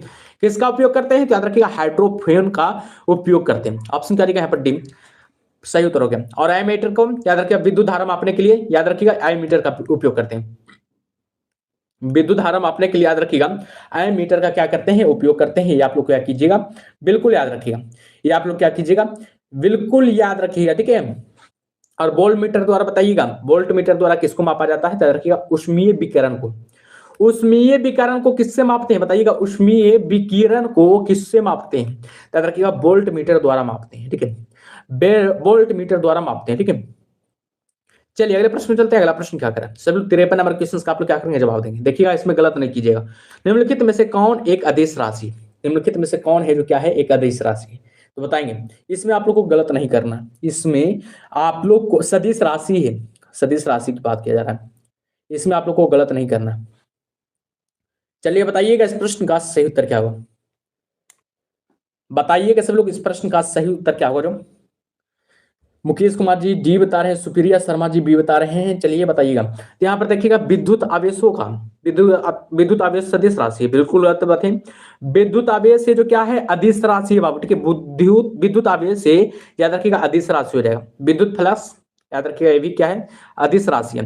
विद्युत धारा याद रखिएगा ये भी क्या है, अदिश राशि है। ये भी क्या है, अदिश राशि है, ये भी आप लोग को पता होनी चाहिए। लेकिन विद्युत क्षेत्र है, याद रखिएगा क्या हो जाएगा, सदिश राशि हो जाएगा। विद्युत क्षेत्र है, याद रखिएगा सदिश राशि हो जाएगा। ये आप लोग को क्या होना चाहिए, पता होनी चाहिए। विद्युत क्षेत्र हो जाएगा जो कि क्या हो जाएगा, सदिश राशि हो जाएगा। ऑप्शन नंबर यहाँ पर क्या आ जाएगा, डी बिल्कुल सही उत्तर हो जाएगा। जो भी ऑप्शन नंबर डी बता रहे हैं उनका बिल्कुल सही उत्तर हो गया, ठीक है। चलिए सब लोग क्या करेंगे, अगला प्रश्न का जवाब देंगे। देखिएगा 54 नंबर क्वेश्चन आप लोग के सामने, कितना बेहतरीन क्वेश्चन है। कह रहा है कि किसी पिंड के संवेग को उसके निम्न के गुणनफल के रूप में परिभाषित किया जाता है, यानी कि किसी पिंड के वेग को उसके निम्न के गुणनफल के रूप में परिभाषित किया जाता है। भार और वेग के रूप में, कि द्रव्यमान और लंबाई के रूप में, कि भार और चाल के रूप में, कि द्रव्यमान और वेग के रूप में। कितना इंपॉर्टेंट क्वेश्चन बाबू, इसी प्रकार से बिहार पुलिस के एग्जाम में पूछा गया था 2025 में। और देखिएगा 3 अगस्त वाला सोल्व किए थे पेपर, 3 अगस्त वाला कौन कौन पेपर देखें, 3 अगस्त 2025 का जो पेपर सोल्व किए हैं और वीडियो अपलोड है वो, यानी कि कौन कौन देखे हैं आप लोग बताएंगे, कौन कौन देखे हैं, सब लोग बताएंगे, ठीक है। याद रखिएगा इसका जो सही उत्तर हो जाएगा ऑप्शन क्या रहेगा, डी हो जाएगा, द्रव्यमान और वेग हो जाएगा। क्या हो जाएगा, याद रखिएगा द्रव्यमान और वेग हो जाएगा, ठीक है। जो भी ऑप्शन नंबर डी बता रहे हैं उनका बिल्कुल सही उत्तर हो गया, ठीक है। जो भी ऑप्शन नंबर डी बता रहे हैं उनका बिल्कुल सही उत्तर हो गया। संवेग बराबर क्या होता है, संवेग बराबर क्या होता है, द्रव्यमान गुणे क्या होता है, वेग होता है। द्रव्यमान गुणे क्या होता है, वेग होता है। द्रव्यमान गुणे क्या होता है, वेग होता है। ये आप लोग को क्या होना चाहिए, पता होनी चाहिए। और बताइएगा संवेग क्या है, संवेग क्या है, याद रखिएगा संवेग हम हमेशा याद रखिएगा अदिश राशि है, ठीक है। संवेग ये याद रखिएगा क्या हो जाएगा, अदिश राशि हो जाएगा। ये आप लोग को पता होनी चाहिए। इसका एसआई मात्रा क्या हो जाएगा, याद रखिए एसआई मात्रा किलोग्राम, किलोग्राम मीटर प्रति सेकंड हो जाएगा, मीटर प्रति सेकंड हो जाएगा। ये भी आप लोग क्या कीजिएगा, बिल्कुल याद रखिए। ये भी आप लोग क्या कीजिएगा, हमेशा बिल्कुल याद रखिएगा, ठीक है। चलिए अगले प्रश्न में चलते हैं। अगला प्रश्न क्या करें, सब लोग क्या करेंगे, 55 नंबर क्वेश्चन का जवाब देंगे। यहाँ पर देखिएगा 55 नंबर क्वेश्चन कितना बेहतरीन क्वेश्चन है। कह रहा है कि जल वाष्प के पुनः जल में रूपांतरित की प्रक्रिया हेतु निम्न में से किस शब्द का उपयोग किया जाता है। बहुत ही बेहतरीन क्वेश्चन है बाबू, बहुत ही बेहतरीन क्वेश्चन से बताएंगे। जल वाष्प के पुनः जल में रूपांतरित की प्रक्रिया हेतु निम्न में से किस शब्द का उपयोग करते हैं। संघनन का उपयोग करते हैं, कि वाष्पीकरण का उपयोग करते हैं, कि हिमीकरण का उपयोग करते हैं, कि ऊर्ध्वापातन का उपयोग करते हैं। सब लोग क्या करेंगे, कमेंट बॉक्स में छापेंगे। चलिए बताइएगा इस प्रश्न का सही उत्तर क्या होगा। बहुत ही बेहतरीन क्वेश्चन है और एग्जाम ओरिएंटल है। छोटू राणा जी बता रहे हैं 15 का, ये और बताएंगे, सभी बताएंगे। ये नाम ही रखे हैं ना ऐसा कि हमको पढ़ नहीं जाता है। नाम जान करके क्या करवेगे, कुछ लिखा, सीमा कुमारी जी ये बता रहे हैं। याद रखिएगा 55 नंबर क्वेश्चन का जो सही उत्तर हो जाएगा ऑप्शन क्या रहेगा, ये हो जाएगा। याद रखिएगा संघनन कहलाता है। क्या कहलाता है, याद रखिएगा संघनन कहलाता है। ऑप्शन में जो भी ये बता रहे हैं उनका बिल्कुल सही उत्तर हो गया। ऑप्शन में जो भी ये बता रहे हैं उनका बिल्कुल सही उत्तर हो गया। कहने का मतलब हुआ ना कि देखते होंगे, कह रहा है सीधे बात कह रहा है कि जल वाष्प, यानी कि जो वाष्प है सीधे जल में जो रूपांतरित होता है, जल वाष्प है, यानी कि वाष्प है जो सीधे जल में रूपांतरित होगा, जल वाष्प है जो याद रखिएगा जल में जब रूपांतरित होगा तो कौन हो जाएगा, याद रखिएगा संघनन कहलाएगा। तब क्या कहलाएगा, संघनन कहलाएगा, ठीक है। तब क्या कहलाएगा, संघनन कहलाएगा। लेकिन यहाँ पर थोड़ा सा ट्विस्ट जानिएगा, यहाँ लेकिन जब जल बाष्प में बदल जाए, बाष्प में बदल जाए तो क्या कहलाएगा? बाष्पीकरण कहलाता है। क्या कहलाता है? याद रखिएगा, बाष्पीकरण कहलाता है। ये आप लोग क्या कीजिएगा? बिल्कुल याद रखिएगा। ये आप लोग क्या कीजिएगा? हमेशा बिल्कुल याद रखिएगा, ठीक है। चलिए अगले प्रश्न में चलते हैं बाबू। अगला प्रश्न का क्या करेंगे? जवाब देंगे। चलिए अगले प्रश्न का क्या करेंगे? जवाब देंगे। 56 नंबर क्वेश्चन क्या करा? यहाँ पर देखिएगा 56 नंबर क्वेश्चन देखिएगा, बहुत ही बेहतरीन क्वेश्चन है। किसी प्रोटॉन का निम्नलिखित में से कौन सा गुण किसी चुंबकीय क्षेत्र में मुक्त गति करते समय परिवर्तित नहीं होता? किसी प्रोटॉन का निम्नलिखित में से कौन सा गुण किसी चुंबकीय क्षेत्र में मुक्त गति करते समय परिवर्तित नहीं होता? गति होगा कि वेग होगा कि संवेग होगा कि गति तथा वेग दोनों होगा? बैजू जी बोल रहे हैं सर हम चले गए थे सर। आप थोड़ा अच्छा के प्रयास में रहते हैं, अच्छा क्लास के प्रयास में रहते हैं, अच्छा क्वेश्चंस के प्रयास में रहते हैं। बैजू जी आप अच्छा क्वेश्चंस के प्रयास में रहते हैं और अच्छा क्लास के प्रयास में रहते हैं। मिथिलेश जी भी बता रहे हैं, छोटू राणा जी भी बता रहे हैं, सीमा कुमारी जी भी बता रहे हैं। याद रखिए 56 नंबर क्वेश्चंस की बात किया जा रहा है। याद रखिए 56 नंबर क्वेश्चंस की बात किया जा रहा है। तो याद रखिएगा इस प्रश्न का जो सही उत्तर हो जाएगा गति हो जाएगा। क्या हो जाएगा? याद रखिएगा गति हो जाएगा। ऑप्शन क्या रहेगा यहाँ पर? ए बिल्कुल सही उत्तर हो जाएगा। जो भी ऑप्शन नंबर ए बता रहे हैं उनका बिल्कुल सही उत्तर हो गया, ठीक है। चलिए सब लोग क्या करेंगे? अगले प्रश्न का जवाब देंगे। देखिएगा 57 नंबर क्वेश्चन कितना बेहतरीन क्वेश्चन है। क्या करा है कि निम्नलिखित घरेलू वस्तुओं में से किन में सल्फ्यूरिक एसिड होता है? इसमें आप लोग गलत मत कीजिएगा, ठीक है। इसमें गलत आप लोग को नहीं करना है, ठीक है। घरेलू वस्तुओं में किन में यानी कि सल्फ्यूरिक एसिड होता है। सल्फ्यूरिक एसिड का सूत्र क्या होता है बताइएगा? सल्फ्यूरिक एसिड का सूत्र क्या होता है? याद रखिएगा H2SO4 होता है। H2SO4 होता है इसका सूत्र। ये भी आप लोग क्या कीजिएगा? बिल्कुल याद रखिएगा, ठीक है। बताइएगा इस प्रश्न का सही उत्तर क्या होगा? किसमें होगा? टूथपेस्ट में होगा कि सिरका में होगा कि बैटरी में होगा कि मक्खन में होगा? यहाँ पर छठा हुआ क्वेश्चन से, ठीक है। तो बताएंगे 57 नंबर क्वेश्चन का सही उत्तर क्या होगा? चलिए मिथिलेश जी शी बता रहे हैं, सीमा कुमारी जी शी बता रहे हैं। बिल्कुल याद रखिएगा, बैटरी में याद रखिएगा सल्फ्यूरिक एसिड पाया जाता है। ऑप्शन करेगा यहाँ पर सी बिल्कुल सही उत्तर हो जाएगा। ऑप्शन नंबर जो भी सी बता रहे हैं बाबू उनका बिल्कुल सही उत्तर हो गया। आप लोग को पता होनी चाहिए, ये भी पूछा जा सकता है एग्जाम में कि सल्फ्यूरिक कैसा अम्ल है, कार्बनिक अम्ल है कि अकार्बनिक अम्ल है? ये भी पूछा जा सकता है आप लोग के, ठीक है, एग्जाम में। याद रखिएगा अकार्बनिक अम्ल है, कार्बनिक अम्ल है। हमेशा याद रखिएगा सल्फ्यूरिक अम्ल है, जो याद रखिएगा अकार्बनिक अम्ल है। ये आप लोगों को क्या होना चाहिए? पता होनी चाहिए। ये आप लोग को क्या होना चाहिए? पता होनी चाहिए, ठीक है। चलिए अगले प्रश्न में चलते हैं। अगला प्रश्न क्या करा? देखिएगा अगला प्रश्न आप लोग के सामने 58 नंबर क्वेश्चन से क्या करा कि किसी गैस को उसकी ठोस अवस्था में शुष्क बर्फ भी कहा जाता है। किसी गैस को उसकी ठोस अवस्था में शुष्क बर्फ भी कहा जाता है। कार्बन डाइऑक्साइड की हाइड्रोजन की ऑक्सीजन की नाइट्रोजन? तो बैजू जी ये बता रहे हैं और बताएंगे, छोटू राणा जी ये बता रहे हैं, सभी लोग बताएंगे, ठीक है। सेशन को भी लाइक करेंगे बाबू, जो भी सेशन को लाइक नहीं कर रहे हैं लाइक करेंगे, ठीक है। अभी 15 क्वेश्चन याद रखिएगा, सॉरी 10 क्वेश्चन अभी हिंदी का बचा हुआ है। मजा लेना है बढ़िया, इस क्लास के मजा लीजिए, ठीक है। मजा अगर लेना है तो क्लास का बढ़िया से लीजिए मजा, ठीक है। चलिए बताइएगा इस प्रश्न का सही उत्तर क्या होगा? 58 नंबर क्वेश्चन का आप लोग क्या करेंगे? जवाब देंगे। क्या याद रखिएगा? कार्बन डाइऑक्साइड हो जाएगा। क्या हो जाएगा? याद रखिएगा कार्बन डाइऑक्साइड हो जाएगा। चलिए जो भी ऑप्शन नंबर ये बता रहे हैं उनका बिल्कुल सही उत्तर हो गया। जो भी ऑप्शन नंबर ये बता रहे हैं उनका बिल्कुल सही उत्तर हो गया, ठीक है। हमेशा याद रखिएगा। आप लोग से एक सवाल पूछें, आप लोग से एक आप सवाल पूछ लेते हैं, क्योंकि ये सब पूछा जाता है इसलिए पूछते हैं आप लोग से, ठीक है। वायुमंडल में कौन सा गैस सबसे अधिक मात्रा में रहता है? वायुमंडल में सबसे अधिक मात्रा में कौन सा गैस रहता है? सबसे अधिक मात्रा में कौन सा गैस रहता है? आप लोग बता दीजिएगा, सबसे अधिक मात्रा में कौन सा गैस रहता है? बताइएगा वायुमंडल में सबसे अधिक मात्रा में कौन सा गैस रहता है? आप लोग क्या करेंगे? जवाब देंगे। वायुमंडल में सर्वाधिक मात्रा में कौन से गैस रहते हैं? याद रखिएगा नाइट्रोजन गैस रहते हैं बाबू, ठीक है। नाइट्रोजन बिल्कुल बिल्कुल सही है सभी का। नाइट्रोजन गैस रहता है, हमेशा रखिएगा नाइट्रोजन गैस रहता है।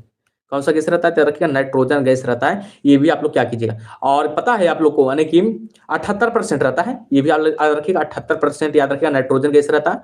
और ऑक्सीजन की मात्रा याद रखिएगा कितना रहता है? ऑक्सीजन की मात्रा कितना रहता है? याद रखिएगा ऑक्सीजन की मात्रा हमेशा रखिएगा 21% रहता है।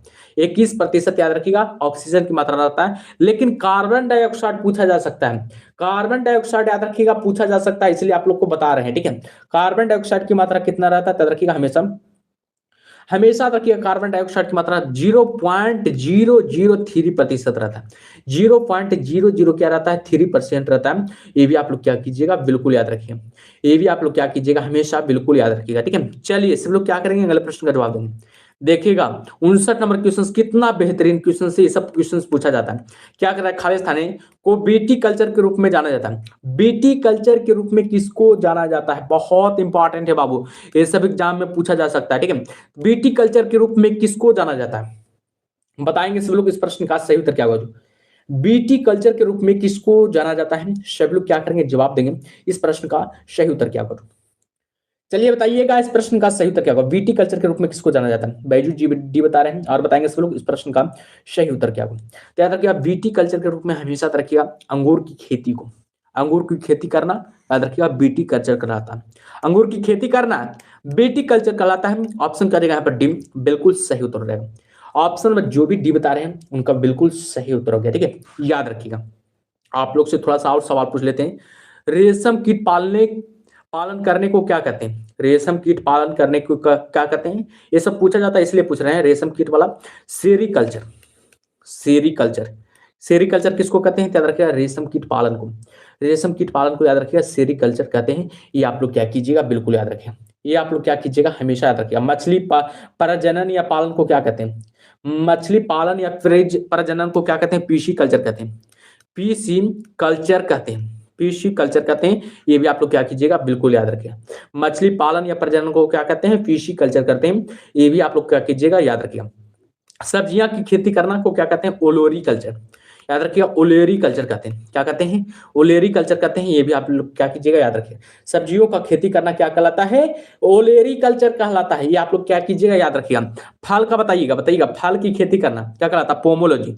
फल का खेती कराना क्या कहलाता है, पोमोलॉजी कहलाता है, पोमोलॉजी कहलाता है। याद रखिएगा फल की खेती करवाना, याद रखिएगा पोमोलॉजी कहलाता है। ये सबको क्या कीजिएगा, याद रखिएगा। और फूलों का खेती कराना क्या कहलाता है, फूलों का खेती कराना याद रखिएगा फ्लोरी कल्चर कहलाता है, फ्लोरी कल्चर कहलाता है। ये आप लोग बता दीजिएगा, फ्लोरी कल्चर कहलाता है। तो जितना भी ये सब बताएं वो सबको क्या कीजिएगा, याद रखिएगा। जितना भी ये सब बताएं ये सबको क्या कीजिएगा, याद रखिएगा, ठीक है। चलिए अगले प्रश्न का जवाब देंगे। बैजू जी आपको याद है, बाकी सबका याद नहीं है इसलिए बता रहे हैं, ठीक है। चलिए 60 नंबर क्वेश्चन का आप लोग क्या करेंगे, जवाब देंगे। यहाँ पर देखिएगा 60 नंबर क्वेश्चन करा कि निम्नलिखित में से कौन से कोशिकाओं के आत्मघाती बैग कहा जाता है, बहुत बार एग्जाम में आ चुका है, बताएंगे। निम्नलिखित में से कौन से कोशिकाओं के आत्मघाती बैग कहा जाता है, लाइसोसोम की, राइबोसोमस की, डिक्टियोसोमस की, फाइकोसोमस। तो बताएंगे सब लोग इस प्रश्न का सही उत्तर क्या होगा। छोटू राणा जी सबसे पहले जवाब दिए हैं 60 का ये, सीमा कुमार जी ये बता रहे हैं और बताएंगे सब लोग इस प्रश्न का सही उत्तर क्या होगा। सभी लोग क्या करेंगे, जवाब देंगे। मिथिलेश कुमार जी ये बता रहे हैं। तो याद रखिएगा 60 नंबर क्वेश्चन की बात किया जा रहा है, याद रखिएगा ऑप्शन करेगा ये हो जाएगा। याद रखिएगा लाइसोसोमस क्या कहलाता है, याद रखिएगा लाइसोसोमस को याद रखिएगा आत्मघाती कोशिका के आत्मघाती बैग कहते हैं। कोशिका के आत्मघाती बैग किसको कहते हैं, तो रखिएगा लाइसोसोमस को कहते हैं, ठीक है। ये आप लोग क्या कीजिएगा, बिल्कुल याद रखिएगा। और कोशिका की आत्महत्या की थैली किसको कहते हैं, याद रखिएगा लाइसोसोमस को ही कोशिका की आत्महत्या की थैली भी कहते हैं। ये भी आप लोग क्या कीजिएगा, बिल्कुल याद रखें। आप लोग से एक और प्रश्न पूछ देते हैं कि लाइसोसोमस की खोज कब किया गया था, यानी कि इसका खोज कब किया गया था, बताइएगा। लाइसोसोमस की खोज कब किया गया था, सब लोग कमेंट बॉक्स में बताएंगे कि लाइसोसोमस की खोज कब किया गया था। याद रखिएगा लाइसोसोमस की खोज पता है आप लोग को कब किया गया था, याद रखिएगा 1959 ईस्वी में किया गया था। 1959 ईस्वी में लाइसोसोम की खोज किया गया था। किसके द्वारा किया गया था ये भी आप लोग को जानना जरूरी है क्योंकि एग्जाम में पूछा जाता है। याद रखिएगा क्रिश्चियन, किसके द्वारा, याद रखिएगा Christian Christian Christian D dupe द्वारा, डी ड्यूब द्वारा, याद रखिएगा डी ड्यूब द्वारा, क्रिश्चियन डी ड्यूब द्वारा, याद रखिएगा कि लाइसोसोम की खोज किया गया था 1959 ईस्वी में। कब, याद रखिएगा 1959 ईस्वी में खोजा गया था, ठीक है। चलिए अगले प्रश्न में चलते हैं। अगला प्रश्न क्या करा है, यहाँ पर देखिएगा अगला प्रश्न क्या करा है, सब लोग जवाब देंगे। 61 नंबर क्वेश्चन यहाँ पर कह रहा है कि निम्नलिखित में से किस वैज्ञानिक ने मटर के पौधे पर काम करते हुए वंशानुक्रम के मौलिक कानून की खोज की थी। मटर के पौधे पर किसने प्रयोग किया था, यहीं पर आप लोग को सवाल बन जाएगा, ठीक है। मटर के पौधे पर किसने प्रयोग करके आनुवंशिकी के पहले जनक किसको माना जाता है, ये आप लोग बता दीजिएगा। चलिए बताइएगा आनुवंशिकी के जनक किसको माना जाता है। याद रखिए ऑप्शन क्या रहेगा, ग्रेगर मेंडल हो जाएगा। याद रखिएगा मटर के पौधे पर सबसे पहले प्रयोग किए थे। ऑप्शन क्या रहेगा यहाँ पर, ए बिल्कुल सही उत्तर हो जाएगा। ऑप्शन क्या रहेगा यहाँ पर, ए बिल्कुल सही उत्तर हो जाएगा। और याद रखिएगा आनुवंशिकी के जनक कौन, किसको माना जाता है, आनुवंशिकी के जनक किसको माना जाता है, याद रखिएगा ग्रेगर जॉन मेंडल को आनुवंशिकी के जनक माना जाता है। ठीक है, ये आप लोग क्या कीजिएगा, बिल्कुल याद रखिएगा। ठीक है, चलिए अगले प्रश्न में चलते हैं। अगला प्रश्न क्या करें, चलो 62 नंबर क्वेश्चन का आप लोग क्या करेंगे, जवाब देंगे। देखिएगा 62 नंबर क्वेश्चन कितना बेहतरीन क्वेश्चन है बाबू, आप लोग देख सकते हैं क्या करा है। देखिएगा खालिस्तानी किसान का मित्र कहा जाता है, पहले ही सवाल बन गया। देखिएगा थोड़ा सा लंबा रहता है सवाल, लेकिन देखिएगा जवाब 1 मिनट में बन जाता है। देखिएगा क्या करा, किसान का मित्र, यहीं पर आ गया। किसान का मित्र किसको कहते हैं, यह जटिल कार्बनिक पदार्थों के टूटने के साथ साथ मिट्टी को ढीला करने में मदद करता है। किसान का मित्र किसे कहा जाता है, ये सिर्फ यही सवाल है, किसान का मित्र किसको कहते हैं, आप लोग यही जवाब दीजिए। ठीक है, चलिए बिल्कुल सही का जवाब आ रहा है। किसान का मित्र हमेशा रखिएगा केचुआ के कहते हैं। केचुआ को पता है, यानी कि मिट्टी को क्या बना देता है, यानी कि तोड़ देखते होंगे, खोद खोद के या कर उर्वरक बना देता है। ठीक है, यानी कि उपजाऊ में मदद करता है। ठीक है, इसलिए किसान का मित्र कहा जाता है, इसलिए किसान का मित्र कहा जाता है। ठीक है, चलिए आगे बताइए 63 नंबर क्वेश्चन का जवाब दीजिएगा। यहाँ पर देखिएगा एक सर्वदाता का ब्लड ग्रुप क्या होता है, एक सर्वदाता का ब्लड ग्रुप क्या होता है, बी होगा कि ए बी होगा कि ए होगा कि ओ होगा। एक सर्वदाता का ब्लड ग्रुप क्या होता है, चलिए बताइएगा। राखी जी बता रहे हैं वो, और बताएंगे सब लोग, छोटू राणा जी वो बता रहे हैं, सभी बताएंगे बाबू इस प्रश्न का सही उत्तर क्या होगा। बैजू कुमार जी बता रहे हैं, छोटू राणा जी वो बता रहे हैं। चलिए याद रखिएगा ऑप्शन क्या रहेगा, डी हो जाएगा, ओ हो जाएगा। एक सर्वदाता का ब्लड ग्रुप क्या होता है, याद रखिएगा ओ होता है। हमेशा रखिएगा जो भी ऑप्शन नंबर डी बता रहे हैं उनका बिल्कुल सही उत्तर हो गया, जो भी ऑप्शन नंबर डी बता रहे हैं उनका बिल्कुल सही उत्तर हो गया। ठीक है, और याद रखिएगा ए बी को पता है क्या कहा जाता है, सर्वगाही कहा जाता है, सर्वगाही किसको कहा जाता है, याद रखिएगा, यानी कि ए बी को कहा जाता है। सर्वगाही किसको कहा जाता है, याद रखिएगा ए बी को कहा जाता है। ए बी आप लोग क्या कीजिएगा, बिल्कुल याद रखिएगा, ए बी आप लोग क्या कहा जाता है, बिल्कुल याद रखिएगा। इसमें आप लोग को ये भी में याद रखिएगा एंटीबॉडी नहीं होती है, एंटीबॉडी नहीं होती है, किसमें नहीं, यानी कि ए बी रक्त में याद रखिएगा एंटीबॉडी नहीं होती। एग्जाम में पूछ दिया जाएगा किसमें, किस ग्रुप में ए बी यानी कि एंटीबायोटिक नहीं होती है, याद रखिएगा हमेशा ए बी में, यानी कि रक्त ग्रुप ए बी में याद रखिएगा एंटीबॉडी नहीं होती है। ये भी आप लोग क्या कीजिएगा, बिल्कुल याद रखिएगा। ठीक है, चलिए अगले प्रश्न का जवाब देंगे। देखिएगा 64 नंबर क्वेश्चन आप लोग के सामने, शाकाहारी जीव खाद्य श्रृंखला में खालिस्तानी पोषण स्तर बनाते हैं। शाकाहारी जीव खाद्य श्रृंखला में पोषण स्तर को बनाते हैं, तीसरा बनाते हैं कि दूसरा बनाते हैं कि पहला बनाते हैं कि चौथा, तो बताएंगे इस प्रश्न का सही उत्तर क्या होगा। 64 नंबर क्वेश्चन का आप लोग क्या करेंगे, जवाब देंगे, सभी बताएंगे इस प्रश्न का सही उत्तर क्या होगा। याद रखिएगा दूसरा बनाता है, ठीक है, क्या बनाता है तो हमेशा रखिएगा दूसरा बनाता है। ऑप्शन क्या रहेगा यहाँ पर, बी बिल्कुल सही उत्तर हो जाएगा। ऑप्शन क्या रहेगा यहाँ पर, बी बिल्कुल सही उत्तर हो जाएगा। ठीक है, चलिए आगे देखते हैं। आगे देखिएगा यहाँ पर देखिएगा थोड़ा सा करंट अफेयर्स का क्वेश्चन उठा लिए, क्योंकि करंट अफेयर्स भी पूछा जाता है एग्जाम में, इसलिए आप लोग के लिए क्या किए हैं, करंट अफेयर्स का भी क्वेश्चन उठा लिए। ठीक है, देखिएगा क्या करा, दिसंबर 2024 में भारत में पहली बार गंगा नदी डॉल्फिन की टैगिंग कहां की गई। दिसंबर, ध्यान से पहले पढ़ लीजिएगा क्योंकि ऑप्शन नीचे दिया हुआ है। दिसंबर 2024 में भारत में पहली बार गंगा नदी डॉल्फिन की टैगिंग कहां की गई थी, बताइएगा। यहाँ पर ऑप्शन दिया हुआ, असम में कि पश्चिम बंगाल में कि उत्तर प्रदेश में कि बिहार में, तो बताएंगे इस प्रश्न का सही उत्तर क्या होगा। सभी बताएंगे, छोटू राम जी भागलपुर लगा रहे हैं, और बताएंगे सब लोग, चलिए बताइएगा इस प्रश्न का सही उत्तर क्या होगा। याद रखिएगा ऑप्शन ए हो जाएगा असम बाबू, ठीक है, हमेशा रखिएगा असम में। जो भी ऑप्शन नंबर ए बता रहे हैं उनका बिल्कुल सही उत्तर हो गया। ऑप्शन करेगा यहाँ पर ए बिल्कुल सही उत्तर हो जाएगा, याद रखिएगा। चलिए अगले प्रश्न का क्या करेंगे, जवाब देंगे। देखिए अगला प्रश्न क्या करेगा, अंतिम क्वेश्चन से, जीके जीएस का अंतिम क्वेश्चन से फिर 10 क्वेश्चन आ जाएगा हिंदी का। बीटिंग रिटर समारोह 2025 का आयोजन कब किया गया था, बताइएगा। बीटिंग रिटर यानी कि समारोह 2025 का आयोजन कब किया गया था, बताएंगे सब लोग। इस प्रश्न का सही उत्तर क्या करो, सभी बताएंगे इस प्रश्न का सही उत्तर क्या करो।